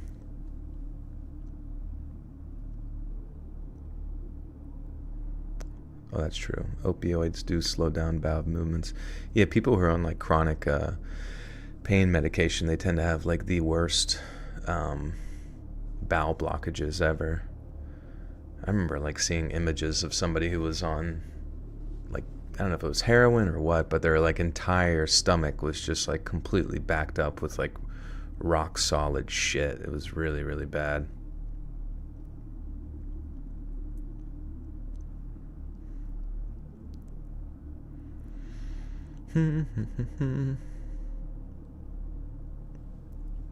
What's up, Gothic? The cat just left. Alright, you guys want to hear some true crime stories?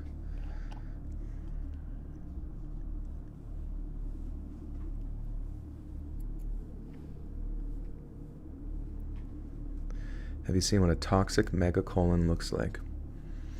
That sounds familiar, but I don't think so. Toxic Megacolon. It's a heavy metal band. Let me take a peek. Toxic Megacolon. It's actually a grammatical thing. Oh, yeah, where their stomach just like protrudes out like that. Oh, God. That's fucking huge. Miss Rage 96, thank you for the 2.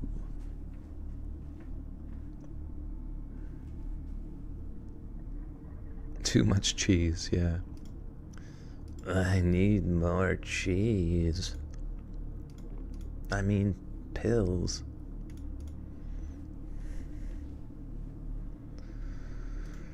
Okay, let me talk to you. You had a dream about a dystopian U.S. where there was a torture cult who would subject themselves to intense pain, but tag other people by grabbing a fold of their skin on their back and use a hole puncher. Oh my God, that sounds like we need that. Sounds like the change we've been waiting for.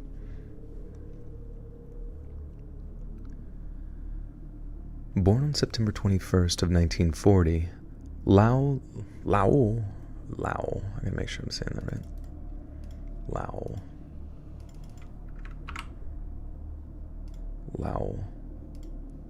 Lowell. Wait, Lowell? Lowell? Like lol? Lol. Lowell. Lowell. Lowell. Robert Lowell. I actually don't know how to say. I remember I've tried to decipher this in previous streams. Lowell. Lowell. Lowell. Lowell. Lowell. How the fuck do you say it? Lowell. But other people are saying Lowell. Okay, lol is lol. Sweet. Lol. Born on September 21st of 1940, Lowell Lee Andrews' hometown newspaper once described him as the nicest boy on... Motherfucker. Born on September 21st of 1940, Lowell Lee Andrews' hometown newspaper once described him as the nicest boy in Wolcott, Kansas. Founded in the mid-19th century, Wolcott was named for the railroad official who lobbied for an extension of the Missouri Pacific Railroad into the area. This allowed it to become closely linked with nearby Kansas City, and ever since, it's been considered a sleepy attachment to the city's bustling urban sprawl. It's here that young Lowell Andrews grew up, and back in the 50s, Wolcott was still a small, mostly rural portion of Wyandotte. Fuck. Fuckity fuck fuck. Fuck fuck fuck. Can't say shit. Wyandotte. Okay, cool. Story number. This is story 4 of 4. Yeah, I know. We're going on hour 3, but I did start at like 8 p.m. Ish. Woollycock, yeah. Maybe I shouldn't have started so early, comparatively. But it's not a short story, so we'll keep moving.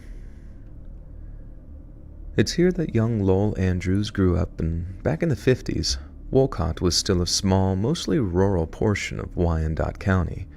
It was surrounded by farmland and orchards, and despite the construction of a nearby highway, the town was reluctant to urbanize in the same way other suburbs. Dude, I can't make it, man. It was surrounded by farmland and orchards. Orchid? Fuck me, man. I'm just like brain rotted so hard, bro. Can't do anything.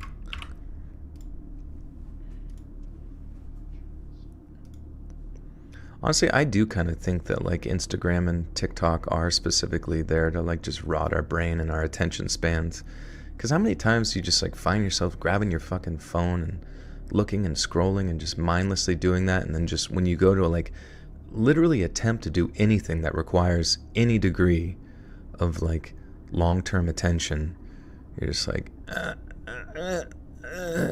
gonna go look at the chill guy meme.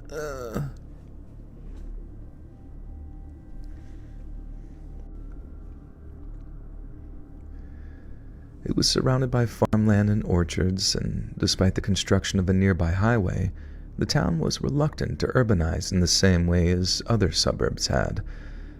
It was a quiet, quaint, and wholesome little town, where young Lowell's intellect and music talents were allowed to flourish. He was a passionate reader, played bassoon in the college band, and by the late fall of 1958, an 18-year-old Lowell had enrolled at a local college to study biology. But despite outward appearances, Lowell did not enjoy his life in Wolcott and was firmly convinced his future lay elsewhere.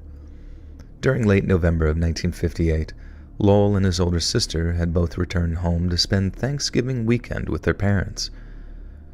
20-year-old Jenny was enrolled at the University of Kansas, where she was studying to become a teacher, and on the evening of Friday, November 28th, she lay on the couch watching TV with her parents after a dinner of leftover turkey. Lowell, on the other hand, chose not to join them. Instead, sat upstairs in his bedroom, reading the final novel of seminal Russian author Fyodor Dostoevsky, The Brothers Karamazov.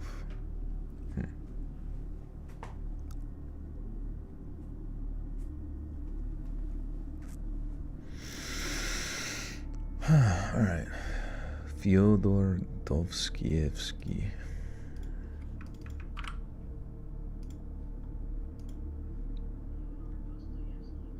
Fyodor Dostoevsky. Dostoevsky. Okay. Fyodor. And how you say this? Karamazov.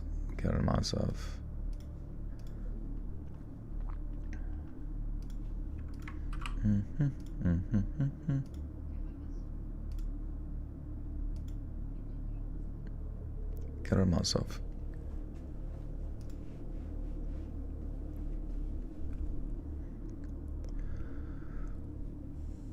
Lowell. No, I forgot to say Lowell. Lowell, on the other hand, chose not to join them, and instead sat upstairs in his bedroom reading the final novel of seminal Russian author Fyodor Dostoevsky.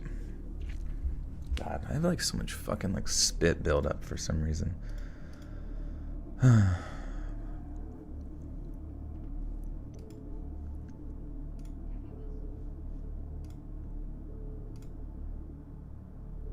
God fucking damn it, dude.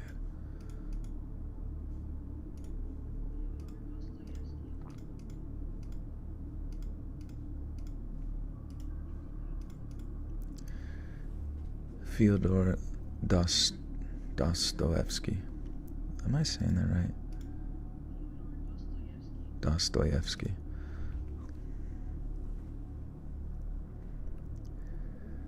Lowell, on the other hand, chose not to join them, and instead sat upstairs in his bedroom reading the final novel of seminal Russian author Fyodor Dostoevsky. I don't know why, dude. Russian and all the fucking Soviet countries are like the most fucking impossible shit to pronounce ever. It's so fucking annoying. I feel like with Japanese, it's always like 3 syllables of like Miyamoto, you know? But then like with Russian, it's like and it's just, I don't even know. And it's never like phonetically spelled right. Or like spelled how you anticipate it. I don't understand if they write in a different language, why the fuck when we like sort of bring it over to the English alphabet, do we not just like phonetically write it exactly? We probably do, and I'm just stupid, but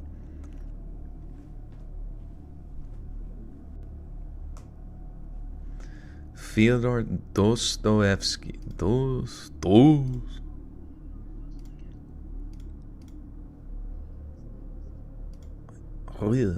Fyodor Dostoevsky.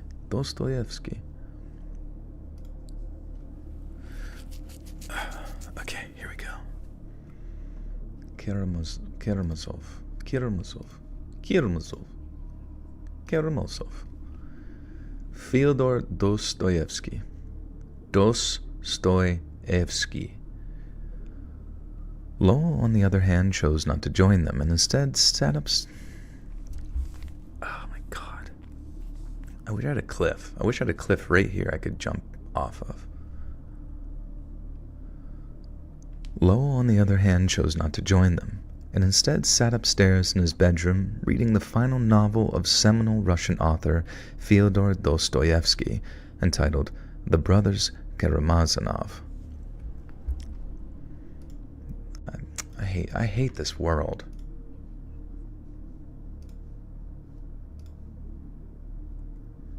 Karamazov. The Brothers Karamazov. The Brothers Karamazov. Set in the 19th century Russia, The Brothers Karamazov is a passionate philosophical novel that discusses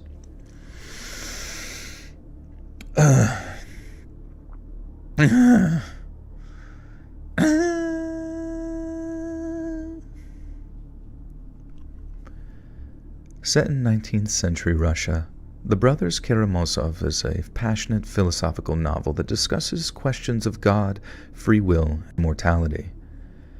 It has also been described as a theological drama dealing with the problems of faith, doubt, and reason in the extent of I'm just like seeing words that aren't there. I think I'm out of just like brain juice for the evening.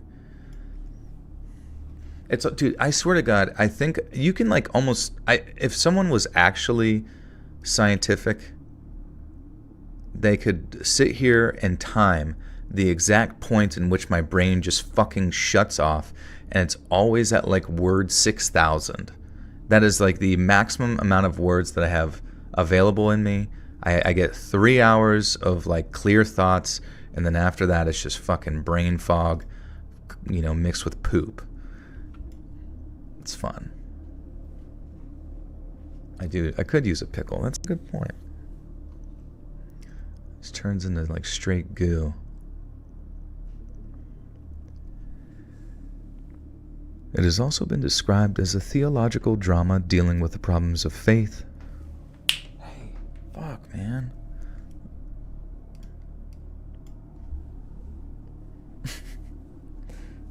Dude, I can't imagine if I had like a fucking dog or a family like screaming and shit while recording. I wouldn't be able to get anything done. It would be impossible.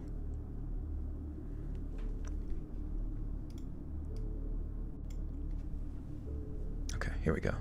I'm sorry. I need my Neuralink. Yeah, the Neuralink would help a lot. Pretty, please just lay down, brother. Come on. Lay down. There you go. Good boy. Okay. He is sat on the chair. Sometimes I think he gets bigger. Do you ever like think you look at your cat and it's like somebody like grabbed the corners of a JPEG file and kind of pulled it out a little bit? I don't think he's the same cat. He's bulking. That's a good point. Maybe I should get into cocaine.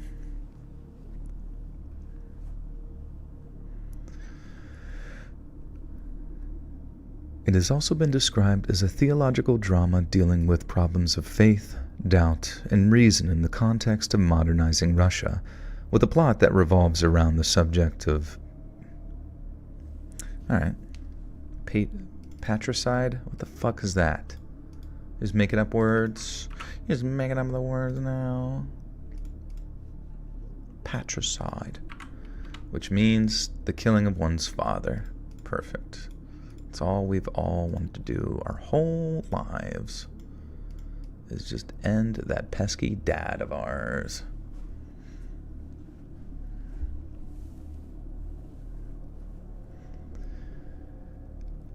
It has also been described as a theological drama dealing with problems of faith, doubt, and reason in the context of a modernizing Russia, with a plot that revolves around the subject of patricide. After reaching the novel's conclusion, Lowell is believed to have closed it, placed it down on the desk in front of him, and remained in silent thought for a prolonged period of time. Lowell then walked into the bathroom, lathered up his face, and shaved using his father's safety razor. He did so with precision and care, ensuring that there was no errant whiskers or accidental cuts. Then, once completed, Lowell walked back to his bedroom and put on the black two-piece suit his parents had purchased him following his college acceptance. Lowell stopped for a moment to inspect him. Dude, I have just so much fucking saliva tonight. It's insane. It's actually insane. If anybody ever reads stories, you will come to find that saliva is in your mouth, and it's like you're a drooling mess of... You're like a hound dog. You're like one of those dogs that like runs around but steps on its own ears, filled with drool. I don't normally have this much, but it's suck a lemon. I could use a lemon to suck on.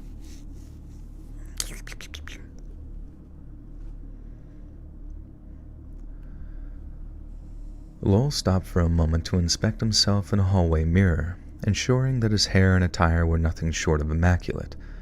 And then, after opening a closet in his bedroom, Lowell retrieved a .22 caliber semi-automatic rifle and began walking downstairs. There in the Andrews family's living room, his parents and older sister had their eyes fixed on the TV. They heard Lowell's footsteps in the doorway but didn't turn to look. Since they were watching a movie, and in order to replicate the magic of the movie theater, the Andrews family had turned out their living room lights. When Lowell flicked them on, they vocally protested, but as his mother, father, and sister turned to look at him, looks of terror filled their eyes. Lowell hadn't turned on the lights to ruin their movie experience. He turned them on. Fucking hell. Fucking hell, mate.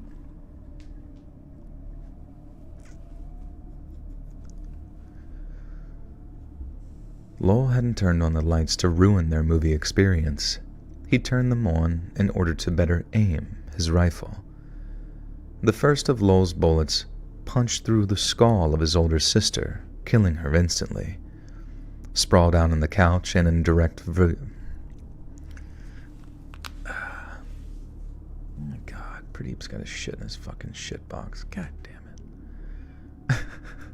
He goes from being like completely not there to Mr. Poop in the matter of minutes.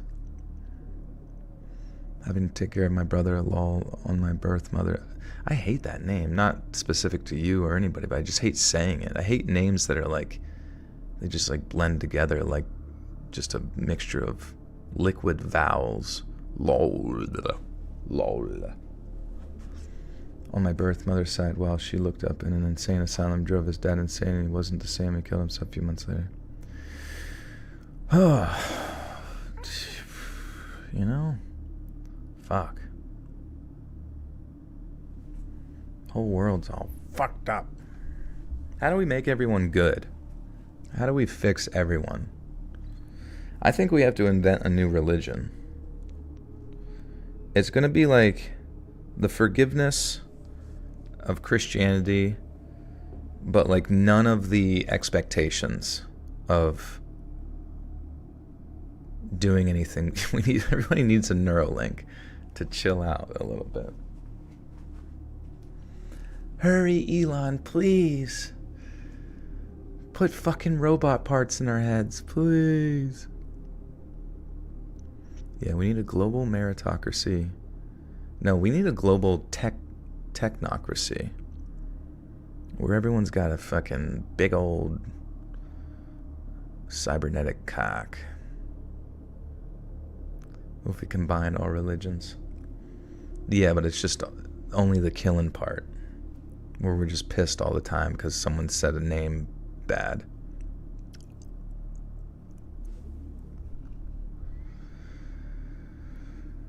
Okay.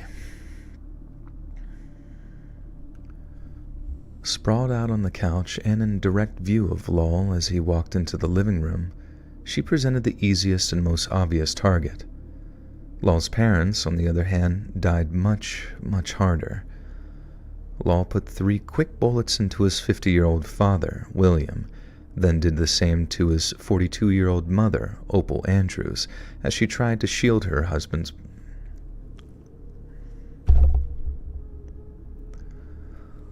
Lowell put 3 quick bullets into his 50-year-old father, William. I don't know. I'm gonna have a seizure. Not actually, but... Lowell put 3 quick bullets into his 50-year-old father, William, and then did the same to his 42-year-old mother, Opal Andrews, as she tried to shield her husband's body. Lowell took a moment to calm himself before beginning the next phase of his plan and approached a living room window before hearing movement coming from behind him.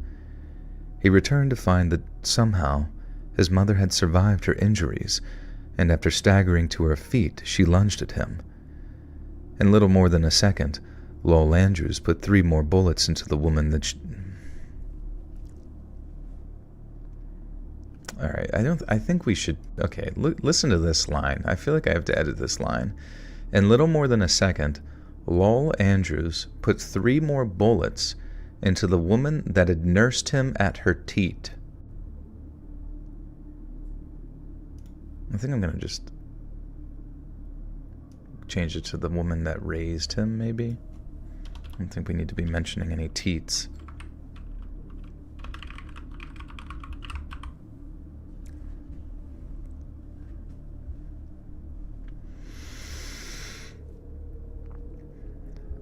In little more than a second, Lowell Andrews put 3 more bullets into the woman that had raised him. She fell to the floor, took her final breaths, and then passed away. Lowell later... Jesus Christ. I don't know what it is, dude. Like, as the night goes on, I start to, like, see words that mix together. Pradeep's, like, I think he's hallucinating, too. He's seeing a little fucking scary mouse running around. Get the mouse. You know what? I should let him in the garage.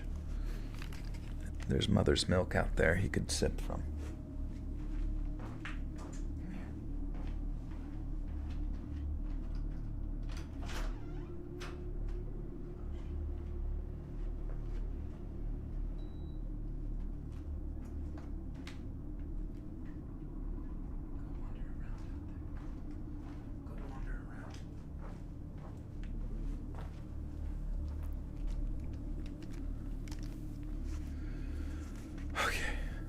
Garage time! Fuck yeah!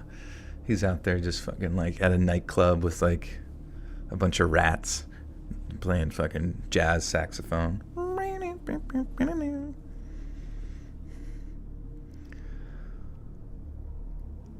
Lowell stared at her lifeless body for a moment, regarding his murdered mother with a chilling lack of emotion. Seconds later, he heard more movement behind him. Lowell turned, only to see his bleeding father crawling towards the kitchen telephone. He took aim, sending multiple .22 caliber bullets into his father until his ammunition ran dry. He then took out a Ruger .22 caliber pistol from his hip holster and emptied all of its bullets into his father's back. It was a brutally cold-hearted execution, but Lowell wasn't done there. When his pistol quit firing, he ejected the empty clip, loaded a fresh one, then began shooting into his father's lifeless body almost at random. A homicide detective later said that it was as if Lowell had wanted to observe the damage his shots inflicted to different parts of his father's body, a sickening experiment performed on the man who raised him. Lowell fired a total of 6 shots at his mother, but 17 at his father. Then, when all was said and done, he began staging the scene to make it appear as if a household burglary had somehow gone horribly wrong. He opened a window in the family living room, then stacked garden furniture outside it, intent on giving the impression that someone had climbed through the window while the family were dozing. Police were meant to assume that an outnumbered home invader had panicked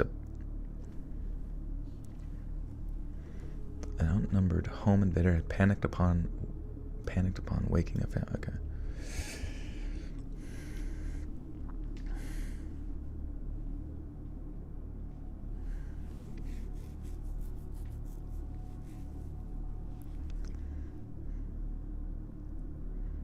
Kristen, welcome.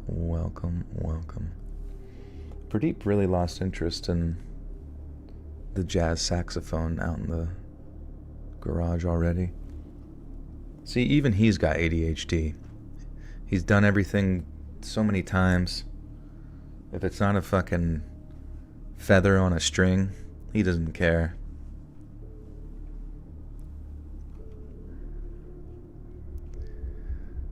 Police were meant to assume that an outnumbered home invader had panicked upon waking the family, and in the ensuing chaos, had murdered them one by one.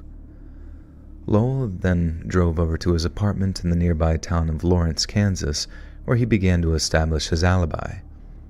Having lent a friend his precious typewriter, he arranged it to pick it up.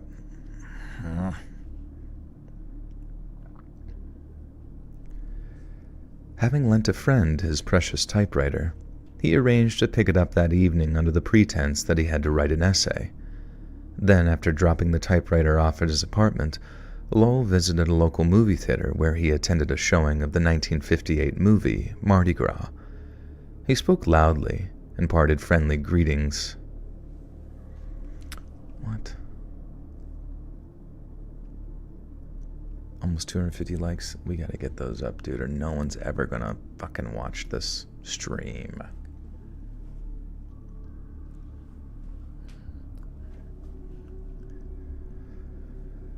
He spoke loudly, imparted friendly greetings to other theatergoers, and placed himself in the very rear of the theater so that everyone filing out at its conclusion would see him. I don't know why. Like, I don't know what I expect as I'm reading. Like,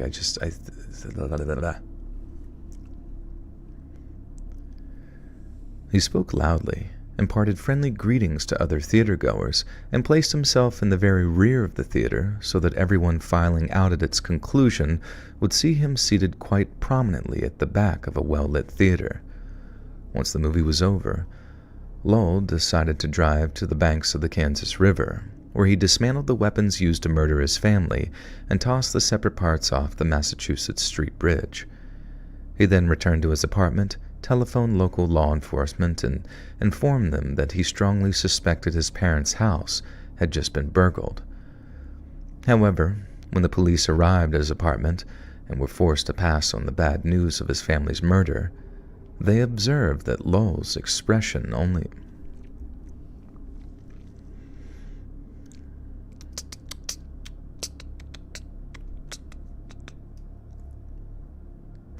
Thanks for reading your little anecdote. No problem. Yeah, I'm sorry. It's sometimes when people share like really heavy stuff in chat, like I don't really know what to say because it is a very unfortunate thing. But I do think it's good to talk about it if you ever have something that you want to talk about, because there are nice people in here that can relate on some crazy, crazy stuff.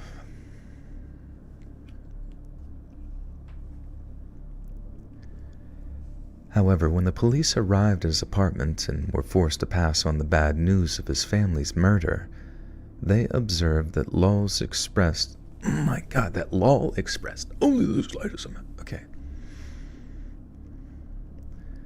They observed that Lowell expressed only the slightest amount of surprise. Yet not only did Lowell seem unperturbed at what would normally be considered devastating news, there was barely a hint of emotion about him.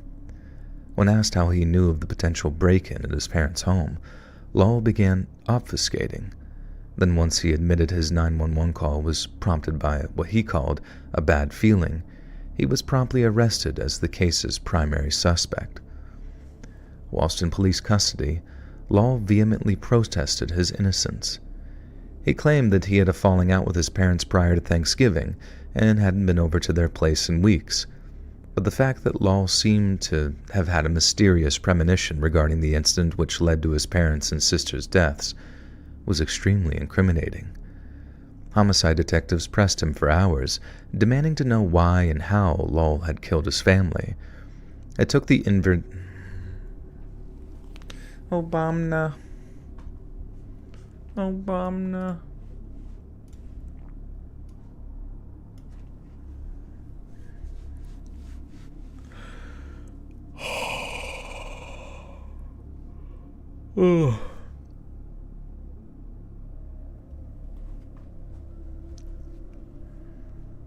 Buffering? Really?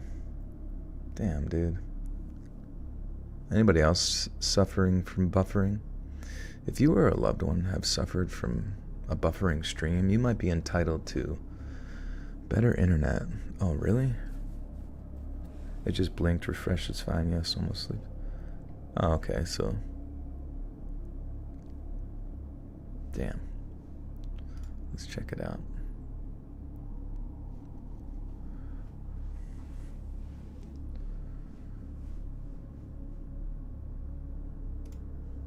Performance. Oh, it didn't even... That's weird.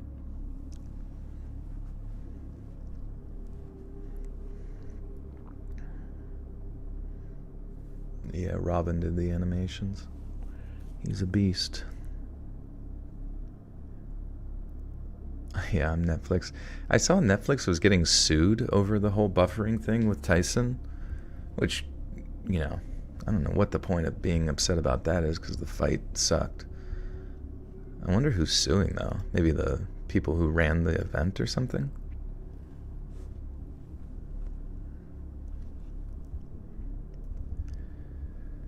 It took the intervention of the family's minister, a pastor Vertio C. I don't know how to say these fucking names, dude. Everyone's got to just have the same name, like Devante or Willis. Vertio C. Dameron.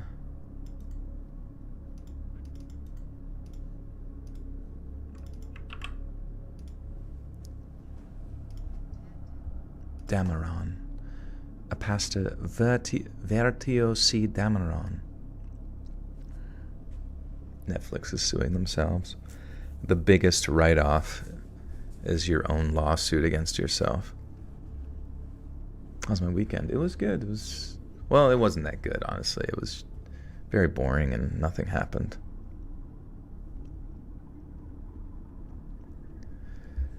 It took the intervention of the family's minister, a pastor Vertio C. Dameron, to finally coerce a confession from who he'd once considered a promising young man. Dameron reportedly gave the boy a Coke before asking him, "You didn't do this terrible thing, did you? If you did, now's the time to purge your soul." Lowell might have finally admitted to the murder of his mother, father, and sister, but the confession was completely devoid of remorse. Lowell told police officers, "I'm not sorry, but I'm not glad I did it either. I just don't know why I did it. I didn't even feel anything as they died." At his trial, the defense argued that Pastor Dameron's testimony of Lowell's confession should be stricken from the record. They further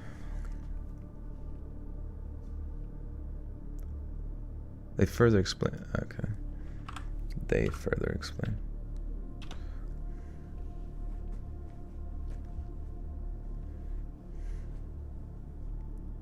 Boring is good. Yeah, I guess that's a good perspective. I don't know. What's the definition of like exciting in a good way versus exciting in a bad way? Because I want the good one.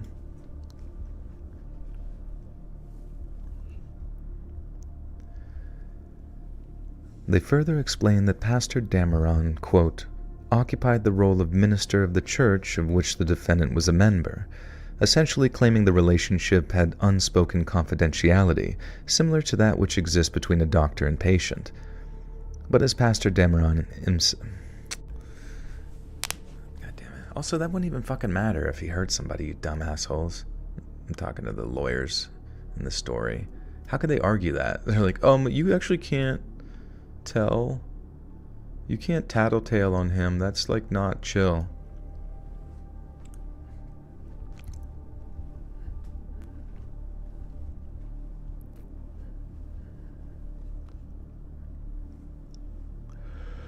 Watch Columbo? What's Columbo?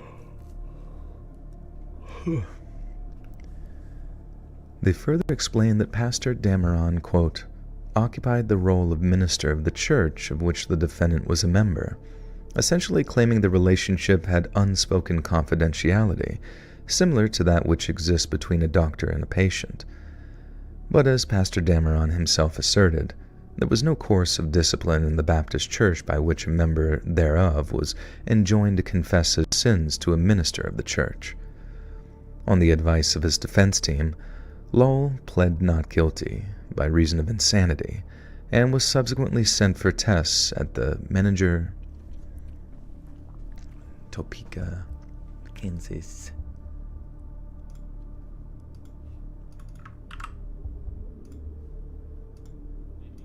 Menninger. Okay. Menninger Clinic in Topeka, Kansas. Sweet. Topeka. Togapri. Yeah, there's mega churches, and now we're going to start a giga church. It's going to be underground, though. And Elon Musk's high-speed rail system is going to take you right there every day. You won't even need to ever explore a single inch of this earth. All you need to do is take that train exactly where I want you to go. And get your fucking neural link installed and updated.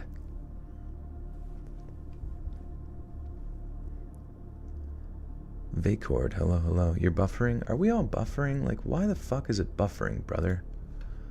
Makes me so mad. Like, what did I ran out of internet?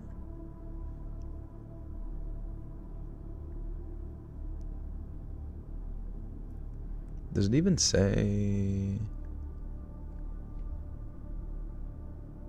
The stream's current bitrate is lower than the recommended bitrate. We recommend that you use a stream bitrate of... What does it matter? Would it matter if the bitrate is higher? Would that interfere? Because if the bitrate is higher, then it's like...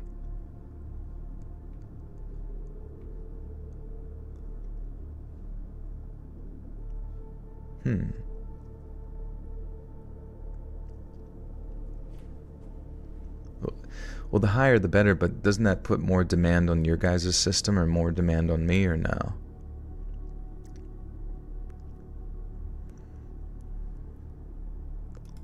Because I don't really need a whole lot since it's just a moving, like, movie file, you know what I mean? I need more pipe. We need to lay more pipe. Let's see, yeah, it's probably solar flare activity.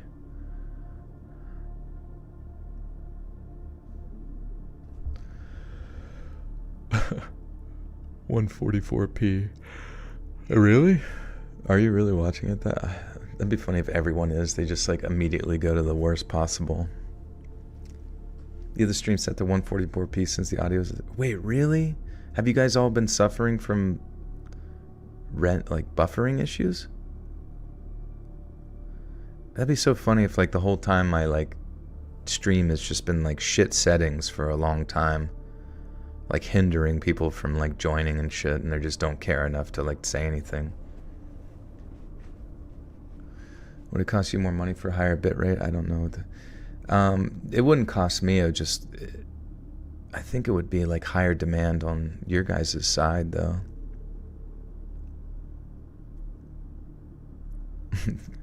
Gotta set it. Jarvis, set my voice to Chipmunk. Right away, sir. I can't believe what happened to me. This is ridiculous. Although...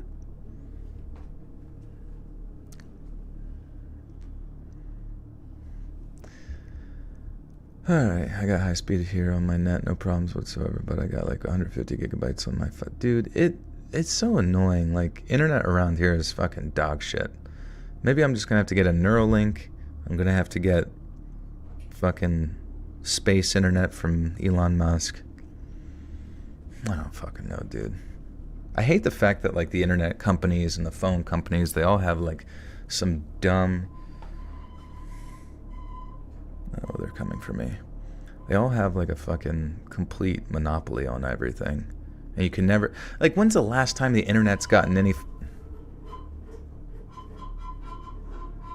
Jesus Christ. Hold on a second. Someone's dying over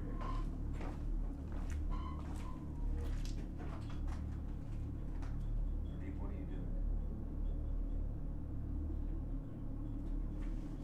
Oh, shit. Wait, why is that one doing that?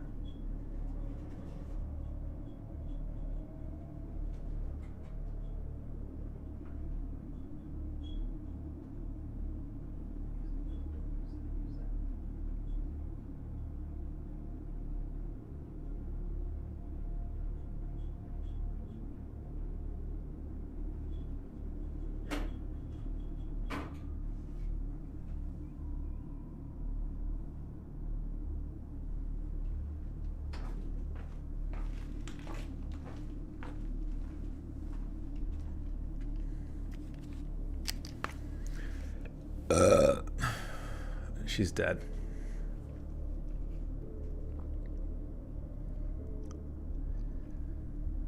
On the advice of his defense team, Lowell pled not guilty to reason of insanity and was subsequently sent for tests at the Menninger Clinic in Topeka, Kansas. It was here that Dr. Joseph Satin established that Andrews was almost certainly schizophrenic, but that he had been completely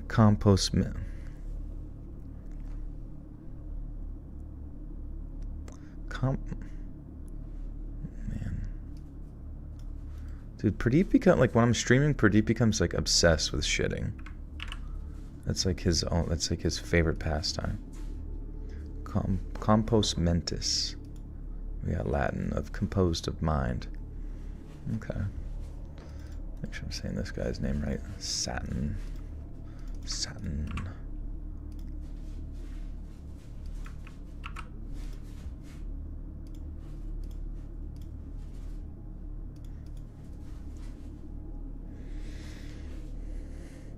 Well, I have like two. So I got another. So the one litter box,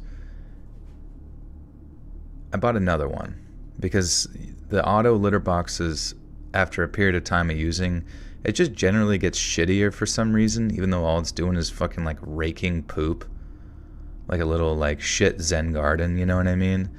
Not doing much. And for some reason, those robotics like wear out faster than a fucking Cybertruck. And like, so anyways, the one, like, I had like two shit boxes right next to each other. In my mind, I thought like, oh, cats fucking love variety. They love to just like have options where they can lay their log. And for some reason, Pradeep still only shit in the one like shit box. And then that one got dirty fast, so I just took the other tray from the one and exchanged it over there when I was cleaning them out. And what is my last name? Why would I tell you my last name? And like the I don't know why that's such a funny thing. And so I still have the machine in there, but for some reason it was like going through its like regular like tray pushing, which was just dragging its like metal rake off the, what's my middle name? No questions. No more questions. It's Joel Rogan. Joel Monkey Rogan.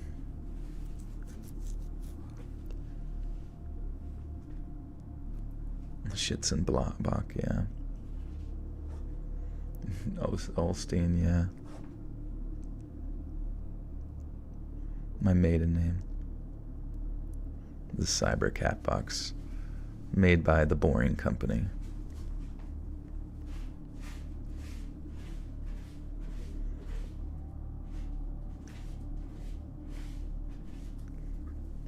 Do I have a credit card? Perhaps.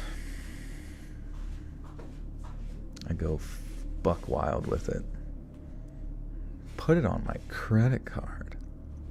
A new pair of shoes with lights? Oh my.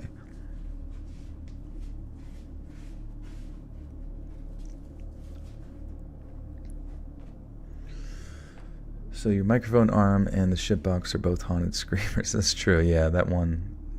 Everything's just a bit squeaky around here. This needs lubed up.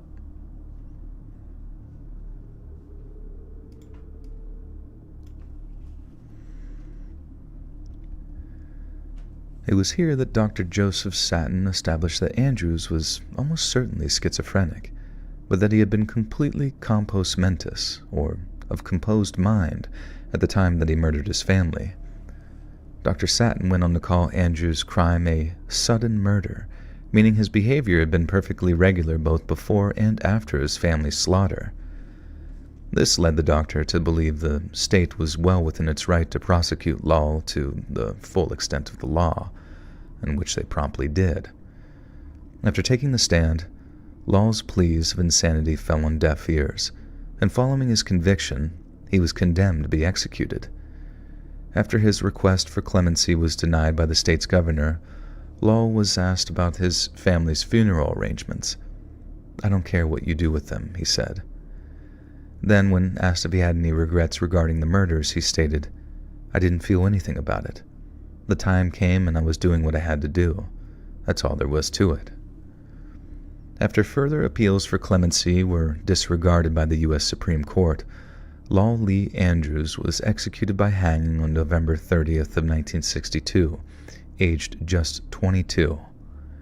His last meal consisted of 2 fried chickens with sides of mashed potatoes, green beans, and pie a la mode. Oh, he didn't have Thanksgiving dinner.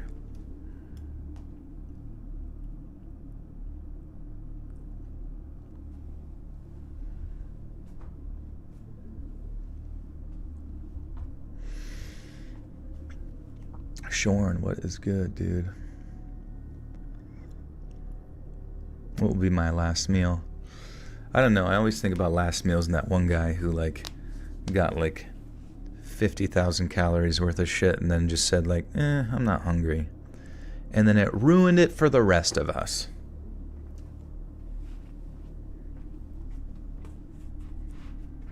What if you were just like so obsessed with like the idea of having a last meal because it sounded so nice, and you would just be pampered by those amazing prison guards, that you committed murders just specifically so you could get that. And then at the last second, you're like, oh, fuck, I didn't have to kill all those people to get fried chicken. Damn. I wonder if there's like a specific chef that's like in charge of like last meals.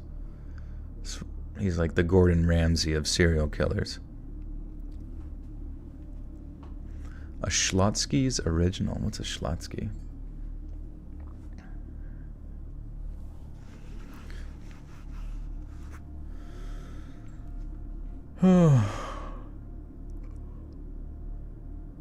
There's a guy on YouTube that made each serial killer's last meal. Oh, really? Okay. I was gonna say, I feel like it has to be like just like one guy. They always bring in him. If anybody else does it, and the serial killers just don't want anything to do with it. They're like, yeah, this guy's the real deal. I had him last time that they gave me a lethal injection. It was so good.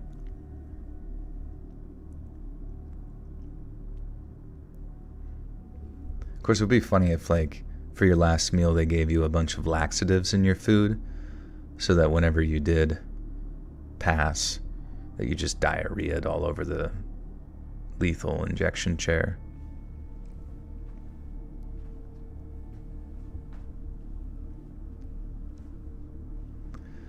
Schlotsky's is a Texas sandwich shop and is top tier. That sounds pretty good. Everything down south, the food's always so much better. His last meal consisted of 2 fried chickens with sides of mashed potatoes, green beans, and pie a la mode, and he gave no last words.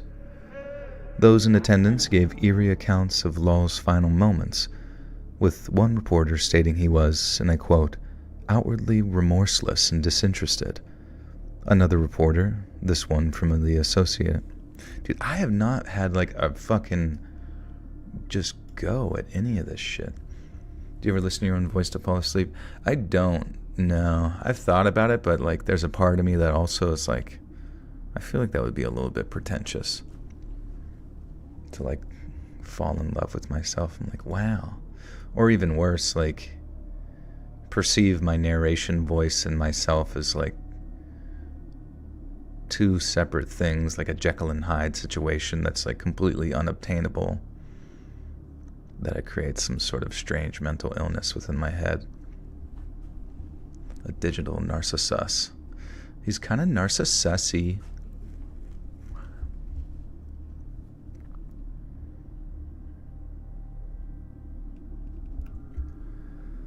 Another reporter, this one from the Associated Press, said Law was actually smiling slightly as he was led to the gallows. Because Law was a hefty 6'1" and 250 pounds, it's believed that he had to hang for some time before he was pronounced dead. Other witnesses claimed the rope actually broke, but despite their proliferation, such rumors were never confirmed. Lowell Andrews was one of the last people to be executed in the state of Kansas. He was subsequently buried next to his parents and sister in the Mount Salem Cemetery in Excello, Missouri. The 3 family members were labeled on a single tomb. I say Excello. Excelsior, Missouri.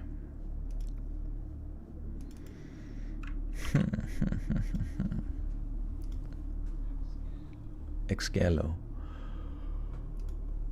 Dude, I'm freezing, man. I'm not excited for fucking winter, dude.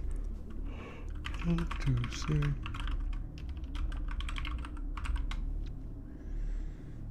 Joel Rogan. Excello, okay. Excello.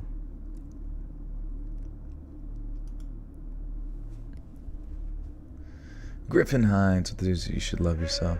That's true. Do it every night before bed. Lots of loving. He was subsequently buried next to his parents and sister in the Mount Salem. Should do a podcast. That'd be fun. Go on a podcast and chitty chat with people. He was subsequently buried next to his parents and sister in the Mount Salem Cemetery in Excello, Missouri. The 3 family members were labeled on a single tombstone.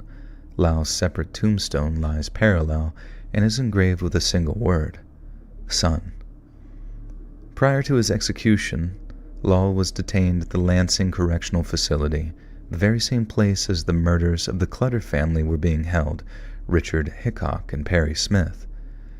Hickok and Smith had been made infamous following the release of Truman Capote. Is it Capote? Oh, also, I do have my own podcast, it's just all these stories on podcasts rather than me talking about anything. Capote, okay.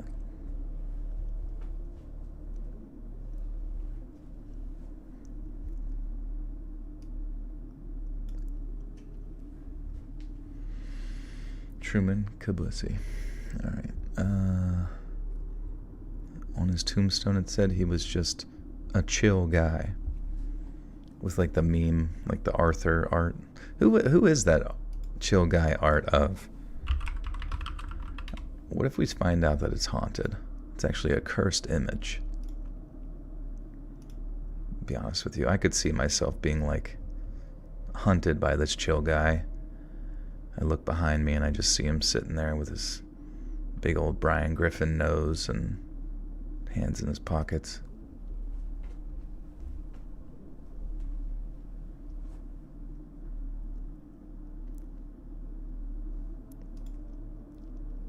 That would be sick to be on one of the Coast to Coast AM shows.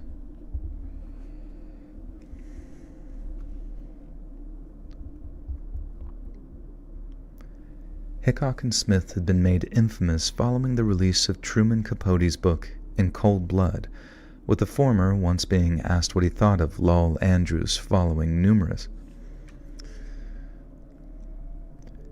With the former being asked if... My God, bro, I've like stopped like 150 fucking times. With the former being asked what he thought of Lowell Andrews following numerous daily interactions with him. He was a funny kid, Hickok said. He had no respect for human life, not even his own. Alright, holy fudge, man. I gotta read the outro now, but good God, I don't know why tonight was just like extra brain-rottingly hard.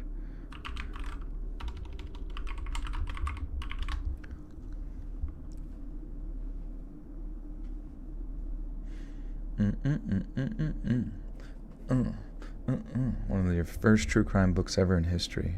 Oh, okay.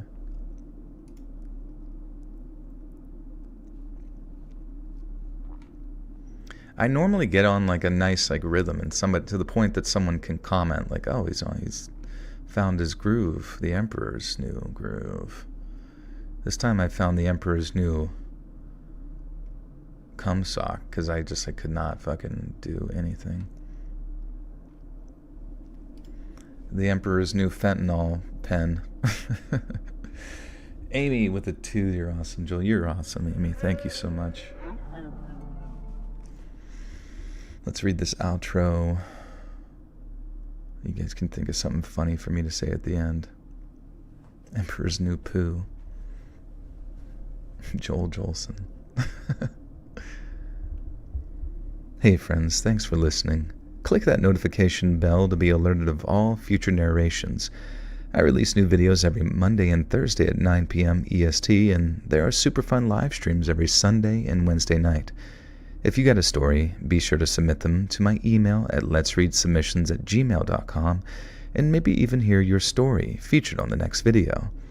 And if you want to support me even more, grab early access to all future narrations and bonus content over on Patreon, or click that big join button to hear about the extra perks offered for members of the channel. And check out the Let's Read podcast, where you can hear all of these stories in big compilations located anywhere you listen to podcasts.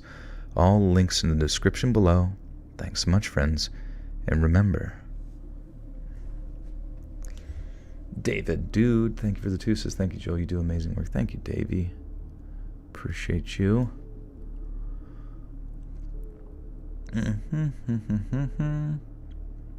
Do I have to check all this stuff out? What do you have to check out?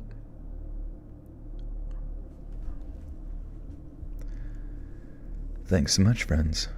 And remember, I forget. There we go. That was a good one. Remember. And remember.